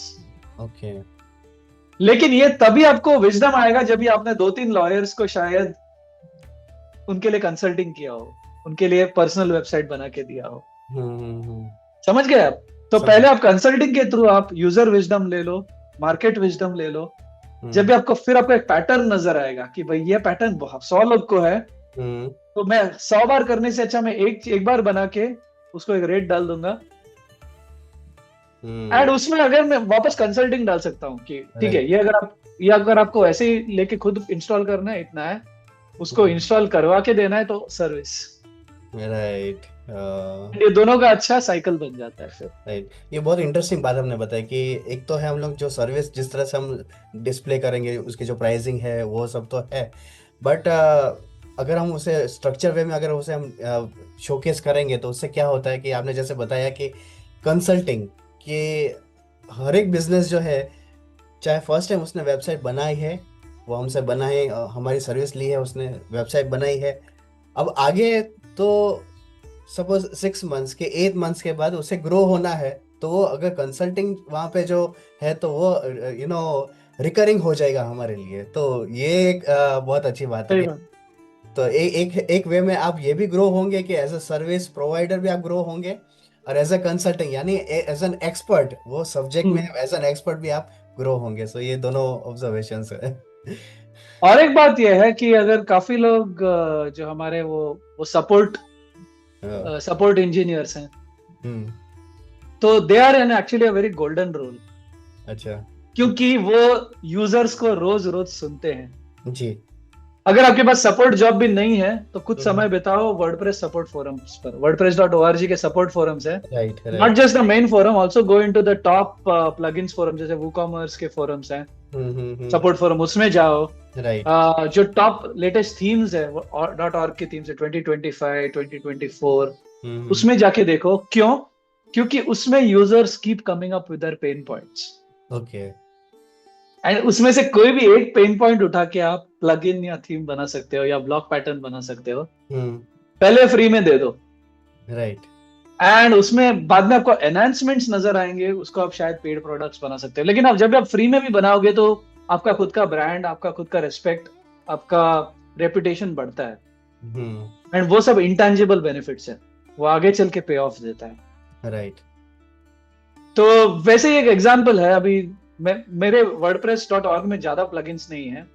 एक प्लगइन में मैंने बहुत, ऑफ कोर्स पहले वो पेमेंट्स में मेरा बहुत सारे पीआरस है, लेकिन I am not showing as a contributor क्योंकि मेरा भी आईडी चेंज हो गया है।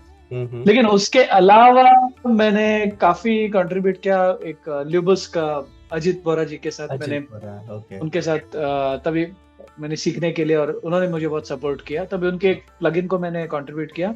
लेकिन उसके बाद मैं WooCommerce फोरम्स पे जाने लगा because I was missing my support work in the past, और मुझे लोगों से बात करना अच्छा लगता है। तो उसमें काफी लोगों ने एक बंदे ने एक ऐसा यूज केस डाला कि भाई मुझे ये वाला प्रोडक्ट जब भी कार्ट में आए तो उसका अमाउंट मुझे फ्री शिपिंग में नहीं डालना है। तो अगर मेरा मानो 100 रुपया फ्री शिपिंग का थ्रेशोल्ड है जी, और मैंने 90 रुपए का कुछ प्रोडक्ट्स खरीदा और ये 50 रुपए का प्रोडक्ट है, right, I don't want this 50 to be counted in that। तो मैंने थोड़ा बहुत रिसर्च करके कोड स्निपेट मैंने डाल दिया। लेकिन मैंने ये भी एक फिलोसॉफी पहले काफी जगह पर देखा था कि कोड स्निपेट्स का जो प्लगइन होता है that should inherently not be used on a production site। उसमें कहीं ना कहीं वल्नरेबिलिटीज आ जाती हैं, it should be used only for proof of concept. ऐसे एक विचारधारा है जिससे मैं सहमत हूँ, राइट शायद सब सहमत नहीं हूँ। राइट और वो स्पेसिफिक टास्क के लिए शायद एक प्लगइन लिखना बहुत अच्छी बात है, और मुझे प्रैक्टिस भी मिल जाएगा, तो मैंने एक प्लगइन बना दिया उसका, वही कोड स्निपेट का। ओके एंड जब भी मैंने वो प्लगइन बनाया तो उसमें काफी सारे व्हाट इफ्स आने लगे। अगर इसमें वर्चुअल प्रोडक्ट आए तो क्या होगा। तो वो जो सिंगल कोड स्निपेट है बढ़ता गया, उसमें क्लासेस आ गए, सब कुछ आ गए, नई नई चीजें वो सिखाने लगे, और उसका मैंने वर्जन 1 डाल दिया और वर्डप्रेस में सबमिट कर दिया। ओके एंड जिनको मैंने दिया वो बहुत खुश हो गए। आगे एक बंदे एक शख्स ने एक फीडबैक भी दिया कि उनका एक कस्टम प्लगइन के साथ नहीं चल रहा था। तो मैंने उस पर रिसर्च करके उसका रिप्लाई भी मैंने दिया कि वो क्यों नहीं चल रहा है। तो उनका इतना अच्छा रिप्लाई है सेइंग दैट आपने बहुत बढ़िया सपोर्ट दिया है, ये वेबसाइट में शायद नहीं, लेकिन मैं बाकी के वेबसाइट्स में आपका प्लगइन जरूर यूज करूंगा। राइट उसके बाद एक बंदे का मुझे ईमेल आया कि मेरा ऑस्ट्रेलिया में फैमिली बेस्ड बिजनेस है, आपका प्लगइन मुझे बहुत हेल्प कर रहा है, फ्री है, मैं ज्यादा खर्चा नहीं कर पा रहा लेकिन मुझे बहुत यूज हो रहा है, उसमें क्या ये और एक एडिशनल फीचर आ सकता है। तो मैंने देखा बहुत बड़ा फीचर नहीं था, तो अभी वर्जन 2 में मैंने वो भी डाल दिया। तो ऐसे बढ़ते बढ़ते ये तो मेरा प्रोडक्ट मैनेजर मेरा यूजर है यहाँ पर। राइट तो काफी बार जो आपका खुद का जो डेवलपर्स इच है वो शायद ड्राई आउट हो जाता है, आपके आइडियाज चले जाते, उतने कम पड़ते हैं तो आपके यूजर्स काम में आते हैं। राइट तो और ये जो आइडिया है जो मेरा ओरिजिनल नहीं है, जब मैं वूकॉमर्स सपोर्ट में था तो वहां पे मैंने जो original pre acquisition WooCommerce team वाले जो हैप्पीनेस इंजीनियर्स थे वो लोग सब डेवलपर लेवल्स के। अच्छा। लेकिन उनको लोगों से बात करना अच्छा लगता है इसलिए वो सपोर्ट में। और वो क्या करते थे, जब भी लोग पूछते थे ये कर सकते वो कर सकते, वो खुद ही स्निपेट्स लिख के देते थे और फिर उसका प्लगइन बना के रेपोजिटरी में डालते थे। ओके। एक रेनाल्डो करके हैं, बाप है वो, तो अगर wordpress.org में उनका प्रोफाइल देखो तो कंप्लीट उनके पास एक स्वीट ऑफ प्लगइन्स है, फ्री प्लगइन्स, और काफी सारे उसके आइडियाज उनको आए थे यूजर इंटरेक्शन से। राइट। सो जो भी सपोर्ट में है, आपको लगता होगा एंट्री लेवल जॉब है, आपको लगता होगा कि शायद इसमें उतना सैलरी नहीं मिलता है डेवलपर जितना, लेकिन आपके हाथ में ये ब्रह्मास्त्र है, गोल्ड माइन है। बहुत गोल्ड माइन है। साइड बाय साइड आप ये प्रैक्टिस करते रहिए, और जब भी आपको अच्छा मौका मिले आप फिर करियर ग्रोथ कर सकते हो। बिल्कुल बिल्कुल, बहुत बड़ी बात की। और ये एक पर्सपेक्टिव जो आपने दिया है ना, बहुत लोगों को ये मोटिवेट करेगा, क्योंकि कभी कभी हम क्या करते हैं कि जॉब जो डेजिग्नेशन होता है उस पर हम लोग ज़्यादा स्टिक हो जाते हैं यार, हमारा माइंड स्टिक हो जाता है, पर हमें ये देखना है कि वो पोजीशन से क्या अचीव कर सकते हैं या क्या हम सीख सकते हैं। अगर वो पर्सपेक्टिव हो तो हमें बहुत बड़ा हमें ग्रोथ मिल सकता है। ये पहले का दौर था जब भी डिग्रीज के मायने हैं, लेकिन एक ऐसा जमाना था जब डिग्री सब कुछ होता था, डेजिग्नेशन सब कुछ होते थे, इसलिए कंपनीज जानबूझ के जबरदस्ती अजीबोगरीब डेजिग्नेशंस बनाते थे। Right right. Like customer director, customer support director, लेकिन वो है एक्चुअली फ्रंटलाइन पर्सन। मैं ये नहीं कह रहा हूँ कि फ्रंटलाइन पर्सन का काम कम है, लेकिन लोग ऐसे बनाते थे, लेकिन अभी वो दौर चला गया है थैंकफुली। एंड अभी जो नया दौर है उसमें लोग देखते हैं कि आपने क्या काम किया है। अगर आप डेवलपर रोल के लिए अप्लाई करते हैं, लोग आपका ओपन सोर्स में पीआरस देखते हैं। अगर स्ट्रांगली देखे तो आप देखोगे कि वो बाकी सब चीजें वो थोड़ा ठीक है, नहीं है तो चलेगा। ये मेरे साथ हुआ है जब मेरा जो लास्ट कॉर्पोरेट जॉब था, जो मैंने कहा था विद अ टॉप बैंक, जहाँ का मैं सब वेबसाइट और उनका सोशल मीडिया संभाल रहा था जी। वहां जिन्होंने मुझे हायर किया उन्होंने बताया कि उन्होंने जब देखा मैंने सिर्फ 1.5 पैराग्राफ लिखा था about my WordPress project of that community website, तो उन्होंने बोला उन्होंने सिर्फ वो देखा और फिर वो जाके वेबसाइट देखा कि वो वेबसाइट कैसे मेंटेन था, उसमें कंटेंट कैसे स्ट्रक्चर था, उनको वो अच्छा लगा, और मेरे ज्वाइनिंग डे में उन्होंने मुझे एक डेजिग्नेशन हायर दिया। सरप्राइज था मेरे लिए। So, मैंने अप्लाई किया था सीनियर मैनेजर के लिए, उन्होंने मुझे बना दिया head of digital of websites and social media. और उन्होंने बताया it was only because of that one evidence, not because of my MBA, not because of other stuff. वो था कुछ लेकिन Right. that only got me till here, but what got me here was actual work. Wow. तो अपना use cases, आपका जो छोटे, जितने भी छोटे प्रोडक्ट्स हो, आपको लगेगा अरे इतना छोटा कोड स्निपेट है, इसका क्यों प्लगइन बना दो, क्योंकि वो बढ़ता जाएगा आगे। बढ़ता जाएगा, राइट। एंड आगे चल के जितने लोग आएंगे, अभी फॉर एग्जांपल बैठे बैठे वो प्लगइन्स का with in a couple of months almost 50 plus installs है। जो वर्डप्रेस में बताता है, एक्चुअली इंस्टॉल्स उसके उससे ज्यादा होते हैं काफी बार। Right right. तो अच्छा लगता है कि लोगों को उसका फायदा होता है, आपको भी it's like your living resume, and that helps. Right right right. ये बहुत बड़ी ग्रोथफुल इनसाइट आपने शेयर की है। अच्छा, आगे मैं ये पूछना चाहूंगा, जब हम भारत की बात करते हैं तो लोकली, अगर हम बात करें लोकली, तो जो बिजनेस ग्रो करना चाहते हैं तो यूजिंग वर्डप्रेस कितना आप देखते हैं कि फ्रेंडली उनके लिए हुआ है बिजनेस को ग्रो करना या ऑनलाइन प्रेजेंस को बिल्ड करना, स्पेशली हम भारत में या लोकल लेवल पे हम बात करें तो? लोकल लेवल पे या कोई भी लेवल पे इनसाइड इंडिया, ये जो लोगों को पहले शायद ऐसे इंप्रेशन होता है कि वर्डप्रेस ये तो अमेरिकन सॉफ्टवेयर है या विलायती सॉफ्टवेयर। मैं भी उस गलतफहमी में पहले था। राइट। जी हाँ, इसका जो रजिस्ट्रेशन, इसका बर्थ प्लेस है वो यूएस में है, लेकिन इसमें जो मैक्सिमम कंट्रीब्यूटर्स अगर आप आज के तारीख में देखो तो बहुत सारे कंट्रीब्यूटर्स इंडिया से, और वो ग्रो हो रहा है, दिन भर दिन ग्रो हो रहा है। Yes yes. बाकी सब जगह लोग बोल रहे हैं रिसेशन है, डेवलपर्स फार्मिंग में जा रहे हैं, क्या कर रहे हैं।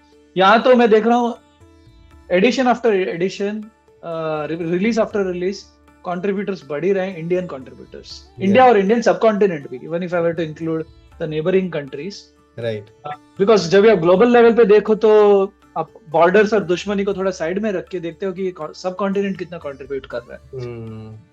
तो ये बढ़ रहा है, लेकिन इसका मतलब क्या है कि जो इंडियन बिजनेसेस हैं उनके लिए एक लगभग ऐसे आपको एक फर्म सॉफ्टवेयर मिल रहा है जिसमें काफी सारे इंडियंस ने कंट्रीब्यूट किया है, राइट। और इसमें आपको कोई रिस्क नहीं है। तो लोकल जो इंडियंस बिजनेसेस हैं उनके लिए काफी सारे इंडियंस ने कंट्रीब्यूट किया हुआ ये सॉफ्टवेयर है। बिल्कुल। अगर आपको इंडियन सेंटिमेंट्स के थ्रू जाना है, अगर आप सेंटिमेंट्स को भी साइड में रखो तो वर्डप्रेस की जो कोर फिलोसॉफी ओपन सोर्स की है, उसका फर्स्ट फ्रीडम जो है कि ये सॉफ्टवेयर कोई भी यूज कर सकता है, किसी भी चीज के लिए यूज कर सकता है, और दूसरा फ्रीडम है इसका कोड हमेशा खुला रहेगा। तो मानो अगर हाइपोथेटिकली वर्डप्रेस.org ने कहा कि भाई इंडिया के अगेंस्ट सैंक्शंस हो गया है, वर्डप्रेस.org इंडिया में नहीं मिलेगा, लेकिन आप सॉफ्टवेयर कहीं से भी डाउनलोड कर सकते हो, यूज कर सकते हो। ओके। प्राइम एग्जांपल रशिया और चाइना, जो इतने बड़े कंट्रीज है, इसके अंडर वर्डप्रेस.org शायद बैंड है, उसका रेस्ट्रिक्शन है, चाइना में तो है। राइट। वहां तो लोग मिरर्स बना के यूज कर रहे हैं। Oh okay. तो ऑटोमेटिक में मेरे कोई कलीग्स थे जो 1 या 2 या 3 जो इन कंट्रीज में से थे, एंड उसमें से 1-2 वो कंट्री में रह के VPN वगैरह यूज करके काम करते थे।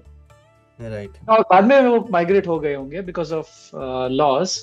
लेकिन पॉइंट ये कह रहा हूँ कि अगर अलग अलग देशों में भी दुश्मनी हो जाए तो आपका काम नहीं रुकेगा, क्योंकि आप वही सॉफ्टवेयर माइग्रेट करके इंडियन सर्वर्स में रख के चला सकते हो। आजकल डेटा सॉवरेनिटी की बहुत बात चल रही है कि सब डेटा इंडिया में होना चाहिए, सर्वर इंडिया में। अगर आपका क्लाइंट का ऐसा रिक्वायरमेंट है तो आप हरगिज कर सकते हैं।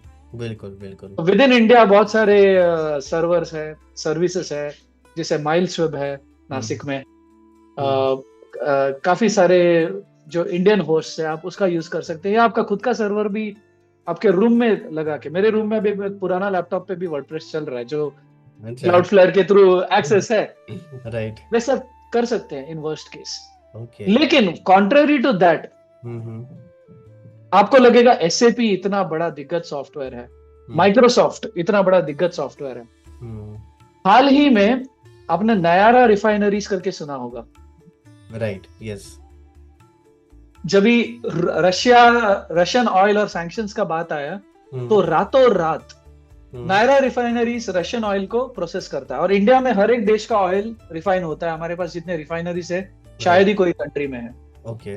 हम वेनेजुएला का भी ऑयल भी रिफाइन करते हैं, US का भी करते हैं, गल्फ और सऊदी का भी कर रहे हैं, वहां का भी, रशिया का भी करते हैं। लेकिन अचानक इनका एसएपी ने सर्विस बंद कर दिया और माइक्रोसॉफ्ट ने सर्विस बंद कर दिया।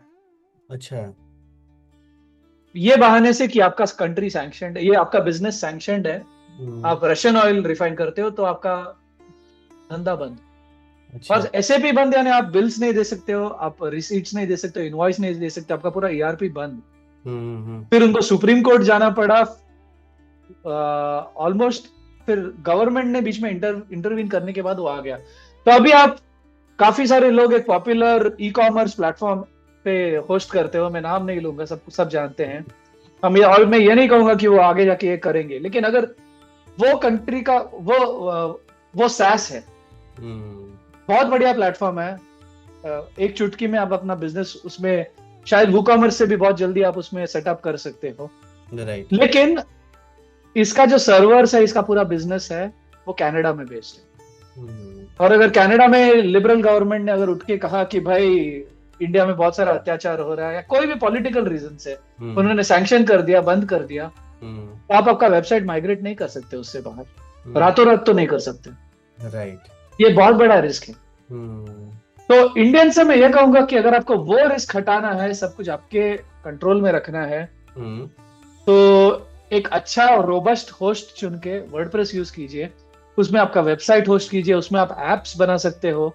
राइट। एप्स बनाने के लिए आपको पूरा ग्राउंड अप आपको बनाने की जरूरत नहीं, उसका बेस विद एपीआई आपको अवेलेबल है, with top level security. Right.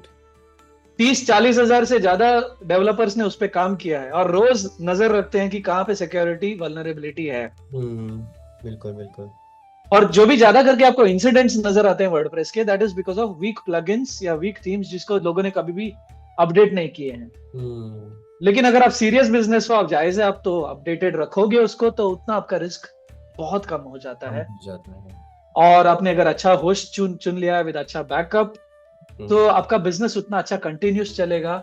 Right. और ये सॉफ्टवेयर भी बहुत अच्छे से स्मूथली ग्रो होता है विद बैकवर्ड कंपैटिबिलिटी। ऐसा नहीं कि रातों रात कुछ नया अपडेट आ गया। अभी मैंने वर्डप्रेस 6 का वेबसाइट वर्डप्रेस 7 में मैंने 1 क्लिक अपग्रेड किया, कुछ भी नहीं टूटा। ऑफ कोर्स बैकअप लेके ही किया, लेकिन फिर भी कुछ नहीं टूटा। राइट।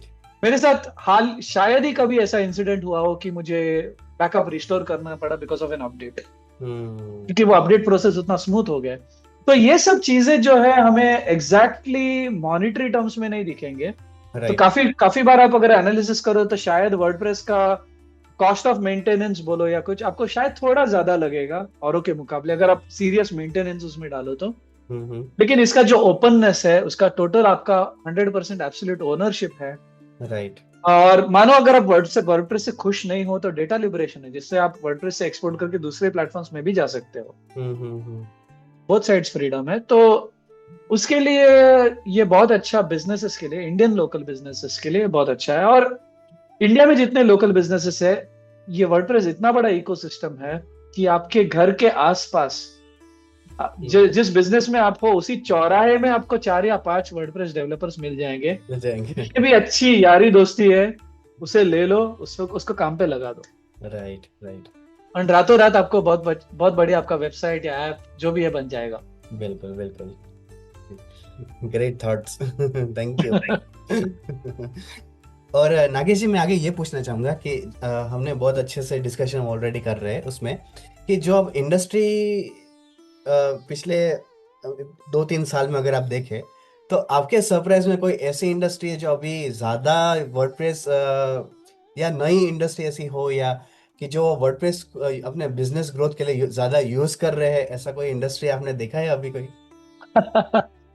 सारे के सारे इंडस्ट्रीज में कुछ ना कुछ सरप्राइजेस हैं, क्योंकि कभी कभी लगता था अरे वर्डप्रेस सिर्फ छोटे ब्लॉगर्स या मीडियम साइज बिजनेस ही यूज करते हैं जी। लेकिन आज के तारीख में सबसे बड़ा सरप्राइज तो लीडिंग गवर्नमेंट्स,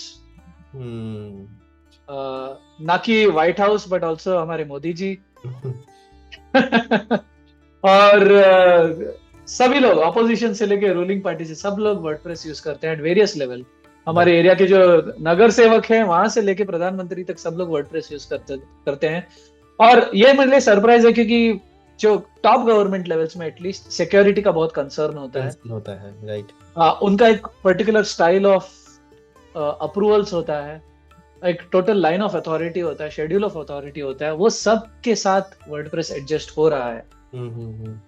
एक जमाना था इंडिया में लोग cert.in या जो भी हैं, दे यूज्ड टू यूज उनका खुद का प्रोप्राइटरी, नॉट प्रोप्राइटरी, उनका जो कस्टम CMS यूज करते थे। फिर काफी टाइम तक ड्रूपल यूज करते थे बीच बीच में, राइट। एंड फिर उन्होंने वर्डप्रेस को सराहा और शायद उसे उसमें काफी वैल्यू पाई है, एंड दे आर कन्विंस्ड कि it is secure at its core. उससे बड़ा कोई, इसलिए तो यूज कर रहे हैं इतने सारे गवर्नमेंट्स, व्हाइट हाउस यूज कर रहा है, नासा यूज कर रहा है, मेटा का खुद का ब्लॉग जो है वो वर्डप्रेस पे चलता है।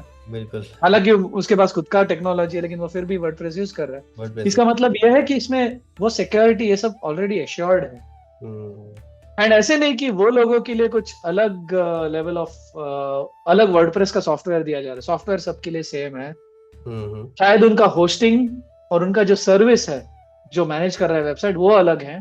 काफी लोग उन लोग WordPress VIP for government use करते हैं, या इंडिया में कोई और अपना कंट्री, हमारे देश का cert.in का ही सर्वर्स होगा, हर एक जगह चल जाता है, लेकिन जो कोर सॉफ्टवेयर है वो तो सेम ही है।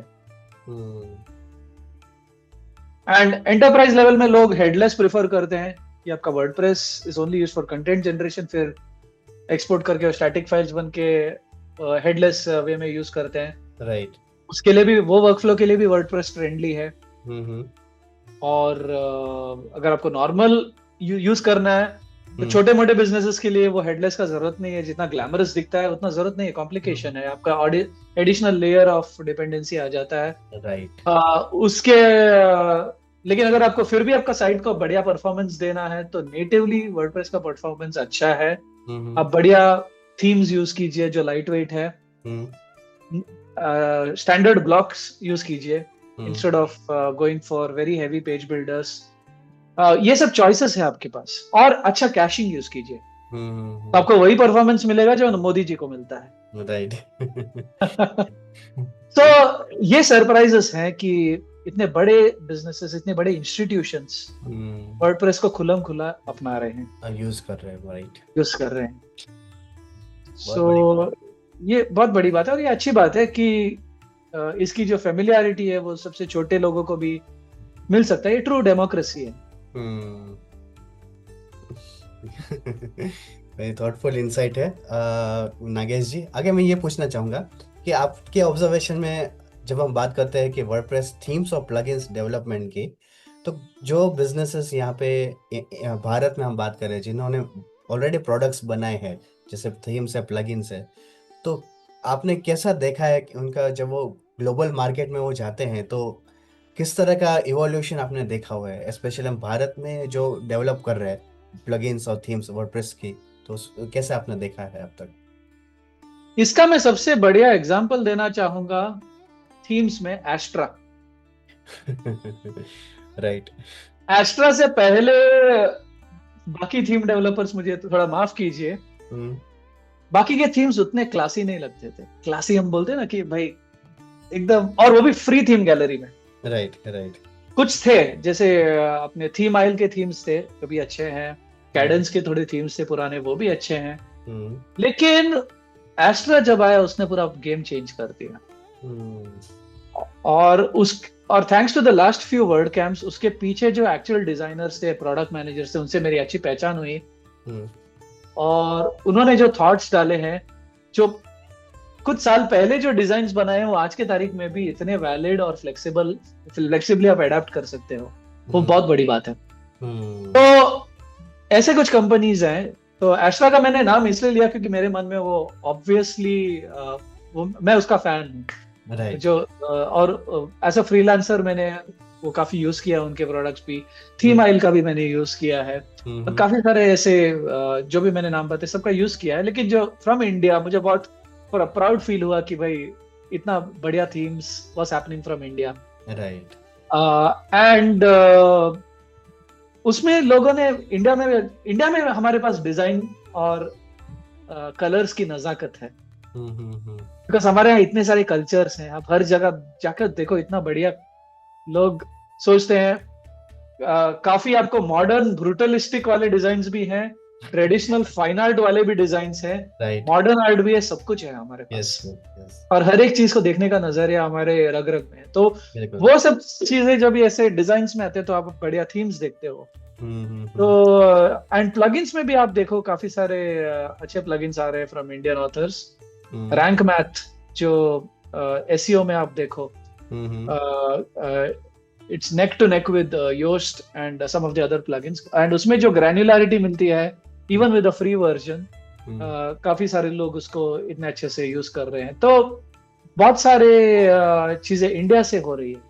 एंड जो मैंने बोले कोर कंट्रीब्यूटर्स ही आप देखो अभी बढ़ रहे हैं इंडिया में, ऐसे प्लगइन्स और थीम्स जो बना रहे।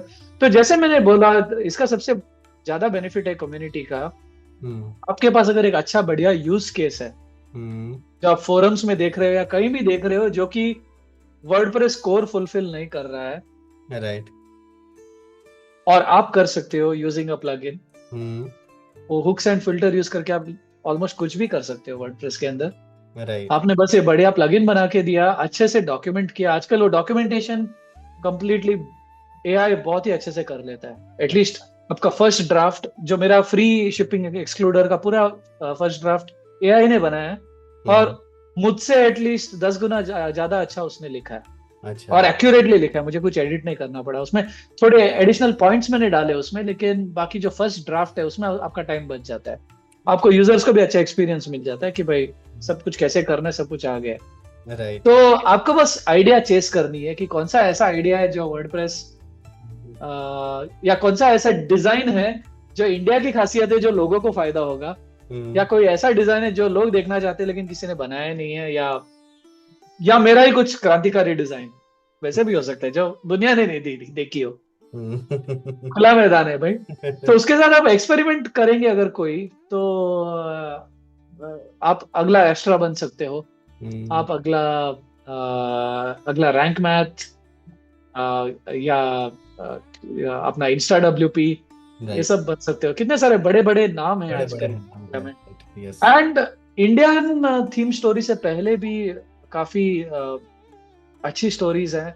तो इंडियन स्टोरी से पहले एक और एग्जांपल देना चाहूंगा, क्योंकि हमारे सब कॉन्टिनेंट की बात है और एक छोटे देश की बात है, एंड ये ऐसा एग्जांपल है जिससे हम प्रेरित हो सकते हैं कि इतना छोटा कंट्री भी ग्लोबली इतना पॉपुलर हो सकता है। ये एग्जांपल है नेपाल का। ओके। तो WP अपना एस्ट्रा आने से पहले काफी सारे सुंदर थीम्स काठमांडू से आने लगे। तो तभी मैं वर्डप्रेस कम्युनिटी से एसोसिएटेड नहीं था, लेकिन तभी मैं क्लाइंट प्रोजेक्ट के लिए अलग अलग थीम्स ढूंढ रहा था। तो एक अचानक एक बहुत खूबसूरत थीम नजर आया। काफी सारे थीम्स तभी ब्लॉगिश लगते थे, बहुत ब्लॉग टाइप थे, लेकिन एक बहुत बड़ा कॉर्पोरेट वेबसाइट जैसे बहुत सिंपल थीम था। और मैंने 2 बार चेक किया, क्या है सच में फ्री में दे रहे हैं इन लोग। तो बाद में देखा मैंने इसका ऑथर कौन है, तो नीचे देखा काठमांडू। मतलब काठमांडू, ये ऐसे उसने एनोनिमाइज करने के लिए लिखा है या यकीनन काठमांडू से।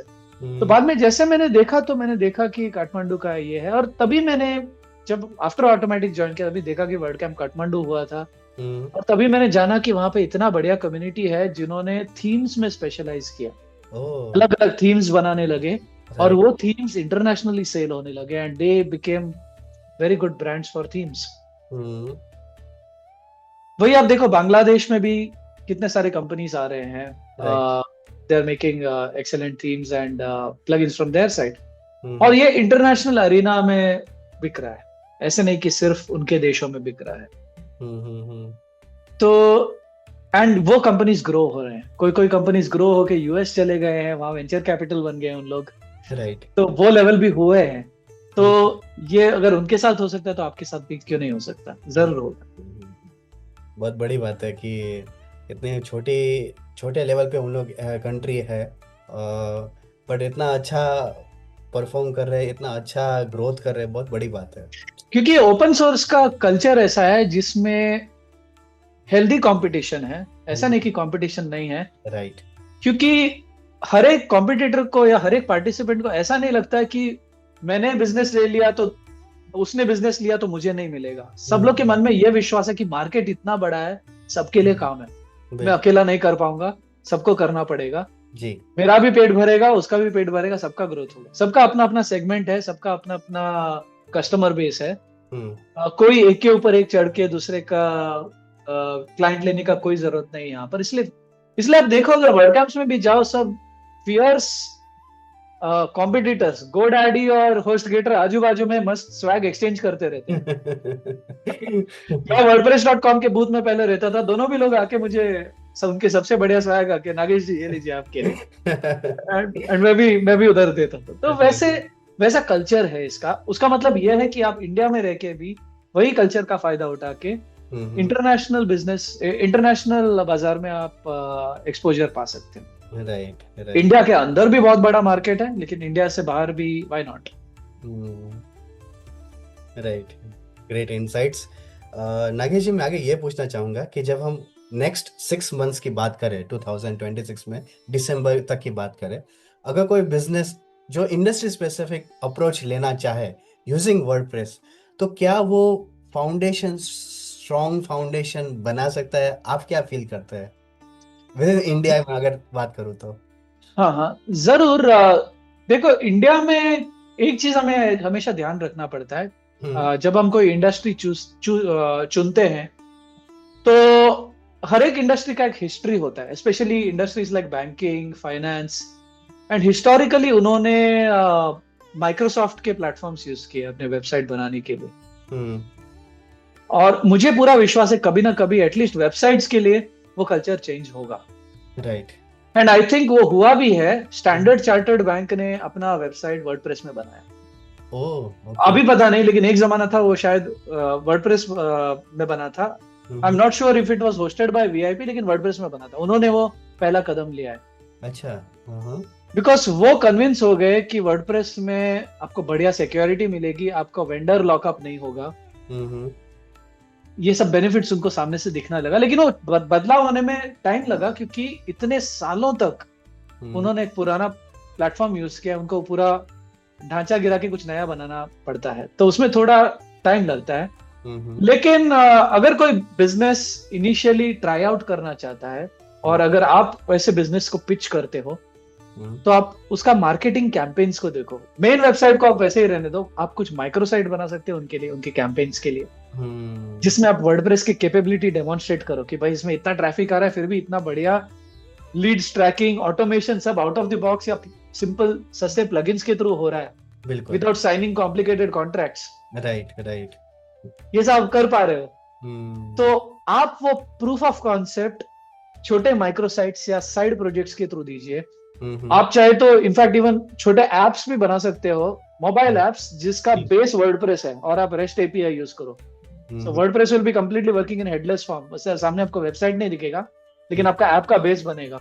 राइट। तो ऐसे आप अलग अलग आइडियाज हो सकते हैं। तो पहले आप अगर आप कोई किले पर कब्जा करना चाहते हो, तो डायरेक्ट किले के मेन डोर पे नहीं जाते हो ना, आजू बाजू देखते हो कि साइड डोर कौन सा खुला है, खिड़की से अंदर जाते हो, फिर गुप्तचर को पहले अंदर भेजते हो, फिर मैं आपको कहीं कॉन्कर करने के लिए, वॉर करने के लिए नहीं कह रहा हूँ, सिर्फ एग्जांपल दे रहा हूँ। लेकिन अगर किसी के कोई इंडस्ट्री के मन पे कब्जा करना है तो वैसे ही करना पड़ेगा। आप डायरेक्ट जाओ तो आप उसके ईगो को हर्ट करोगे, पहली बात। दूसरी बात, आप जो सालों से उनकी परंपरा चले आ रहे हैं उसके ऊपर आप डायरेक्ट अटैक कर रहे हो, वो नहीं होगा। तो पहले साइड माइक्रो साइट्स वगैरह या साइड प्रोजेक्ट्स है वो पहले ट्राई कीजिए। उसकी कामयाबियों को देखकर और उसका बजट्स को देखकर वो डेफिनेटली प्रेरित होंगे कि उनका जो मेन प्रोजेक्ट्स है, मेन स्टैक है, वो वर्डप्रेस जैसे प्लेटफॉर्म पे जाएगा। राइट। लेकिन हमें भी ऑनेस्टली एज कंसल्टेंट्स और एज प्रैक्टिशनर्स हमेशा ये चीज याद रखनी है कि हमेशा WordPress is not a sort of Sanjeevani booti for everything. Right, बिल्कुल। हर एक सॉल्यूशन के लिए वर्डप्रेस नहीं होता है। वर्डप्रेस की खासियत बहुत सारी जगहों पर है। वर्डप्रेस से सब कुछ किया जाता है, लेकिन क्या वर्डप्रेस से सब कुछ करना चाहिए? शायद नहीं। राइट। तो वर्डप्रेस में क्या पूरा ईआरपी बनाना अच्छा है? शायद उसके लिए अलग प्लेटफॉर्म्स बेटर है मेरे ओपिनियन से। बिल्कुल। क्योंकि वो उसी यूज केस के ऊपर ध्यान में रख के पूरा बनाया गया, और वो भी ओपन सोर्स है ऐसे प्लेटफॉर्म्स भी। राइट। अगर आपको सिंपल 2 पेज का स्टैटिक वेबसाइट बनाना है तो बहुत क्विकली आप शायद HTML CSS या अगर बहुत ही सिंपल स्ट्रक्चर है तो अभी आजकल एस्ट्रो लोग एक्सप्लोर कर रहे हैं। जी तो जी। जो आपको ऑनेस्टली लगे कि क्लाइंट का बेनिफिट हो रहा है उस हम्म हिसाब से चलिए। लेकिन हाँ, अगर आप ये पूछ रहे हो कि वर्डप्रेस को क्या अच्छा स्कोप है विद इन वेरियस इंडस्ट्रीज, बहुत ज्यादा अपॉर्चुनिटी है, लेकिन टाइम लगेगा, आपको पेशेंस रखना पड़ेगा। और हम्म जो मैंने बताया, कंपनी का जो लेगेसी है उसको हम्म मन में रखना होगा, हम्म। एंड उसके आसपास इर्द गिर्द पहले कुछ बनाओ, फिर इन्फ्लुएंस करो मेजर चेंज का। Right, great insights and very important जो सारे पॉइंट्स आपने शेयर किए। और बहुत अच्छा सा डिस्कशन अब तक हुआ हमने, जो वर्डप्रेस के अराउंड या बिजनेस स्पेसिफिक अराउंड जो है विद इन इंडिया कैसे हम ग्रो कर सकते हैं या फाउंडेशन बना सकते हैं, या आपने बहुत सारे जो रियल टाइम जो एग्जांपल्स है वो आपने शेयर किए इंटरेस्टिंग वे में, जो सारे बहुत इंपॉर्टेंट है। और अगर उसे हम बार बार थोड़ा एक बार दो बार जो भी, आई एम श्योर कि जो ऑडियंस है हमारी वो 2-3 बार अगर उसे समझने की कोशिश करें तो बहुत सारे इंसाइट्स मिलेंगे। और उसमें उनके बिजनेस या उनके जो जॉब जहाँ पे वो अभी कर रहे हैं जो भी है उसमें भी उनको बहुत सारा वो एक वे मिलेगा, एक अच्छा अप्रोच मिलेगा, तो बहुत बड़ी बात है। अभी जब हम एपिसोड इतने सारे इंटरेस्टिंग बात की, उसमें एपिसोड के एंड की ओर आ रहे हैं, तो एनी फाइनल थॉट्स आप हमारे ऑडियंस के साथ शेयर करना चाहेंगे जी? um, मुझे तो I am grateful to everyone, because सब लोग जहाँ पे भी जाते हैं बहुत अच्छा अफेक्शन देते हैं, जी। उनका नॉलेज शेयर करते हैं, हम्म। और ऐसे पॉडकास्ट में आने का मौका मिलता है। ये बहुत बड़ी बात है। राइट। और बस मेरे मन में सबके लिए शुभकामना है, जी। और मेरे मन में एक स्ट्रांग फेथ है, हम्म। एक एक अच्छी स्ट्रांग फेथ है कि हम सब साथ में अच्छे से ग्रो हो सकते हैं, राइट। एक दूसरे से नॉलेज शेयर करने के लिए। जी तो जी। किसी को भी मुझे कभी भी कांटेक्ट करना है, मेरे लिंक्डइन या मेरे ट्विटर हैंडल पे, हम्म। काफी सब सारे जगहों पे मेरा आईडी NAGPAI नागपाई है, तो आप ढूंढोगे तो मिल जाऊंगा मैं कहीं ना कहीं। राइट। तो कभी भी आप मुझे फ्रीली मुझसे संपर्क कीजिए, जहाँ पे भी मैं आपको आपकी मदद कर सकता हूँ। राइट। या अगर आप मुझसे कुछ ओपिनियंस चाहते हैं तो I will be more than happy to help you. और बाकी तो सब वर्ड कैंप्स में और अलग अलग इवेंट्स में मिलते रहेंगे। राइट। तो अच्छा लगा इस पॉडकास्ट में बात करने में। और शायद जितना आप बोल रहे हैं कि आपके ऑडियंस 2-3 बार, ये शायद इनको पॉडकास्ट देखना पड़ेगा, शायद 2-3 बार मैं खुद सुनूंगा इस पॉडकास्ट को, क्योंकि मैंने यहाँ पे जो भी बोला अपने मन में इस समय में जो चल रहा है उसी राइट। बारे में अनस्क्रिप्टेड बोला है, अनफिल्टर्ड बोला है। जी जी जी। तो मुझे खुद को काफी रिफ्लेक्ट करके बोलना पड़ेगा कि भाई नागेश तुमने ऐसे कहा था, तुम खुद उस पे चलना सीखो पहले। तो उसके लिए मैं खुद इस पॉडकास्ट को 2-3 बार अवश्य देखूंगा। तो थैंक यू, ग्रेटफुल ग्रेटफुल। और जब हम एपिसोड के एंड की ओर है नागेश जी, तो आप जो सर्विसेज प्रोवाइड करते हो अगर उसके बारे में आप हमारे ऑडियंस के साथ शेयर करना चाहेंगे तो जी। जी, तो मैं अभी फिलहाल मेनली अभी जो मैं करेंटली 2 या 3 प्रोजेक्ट्स हैंडल कर रहा हूँ वो एग्जिस्टिंग वेबसाइट्स पर है, राइट। जो मेंटेन नहीं किए गए थे काफी टाइम तक। तो उनको काफी उनमें नए फीचर्स ऐड करने थे जी। और उनको मेंटेन करना था ऑन अ रेगुलर बेसिस। तो मैं वैसे प्रोजेक्ट्स अभी हैंडल कर रहा हूँ।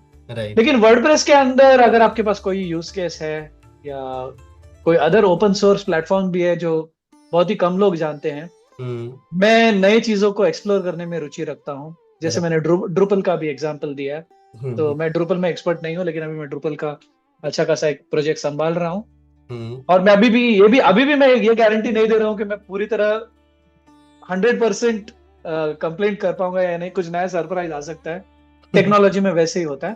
तो हाँ, अगर आपको टेक स्पेस में, वर्डप्रेस ओपन सोर्स स्पेस में वेबसाइट क्रिएशन, मेंटेनेंस, कंसल्टिंग, और मेरा प्रिफर्ड होस्ट wordpress.com है बिकॉज ऑफ इट्स रोबस्टनेस।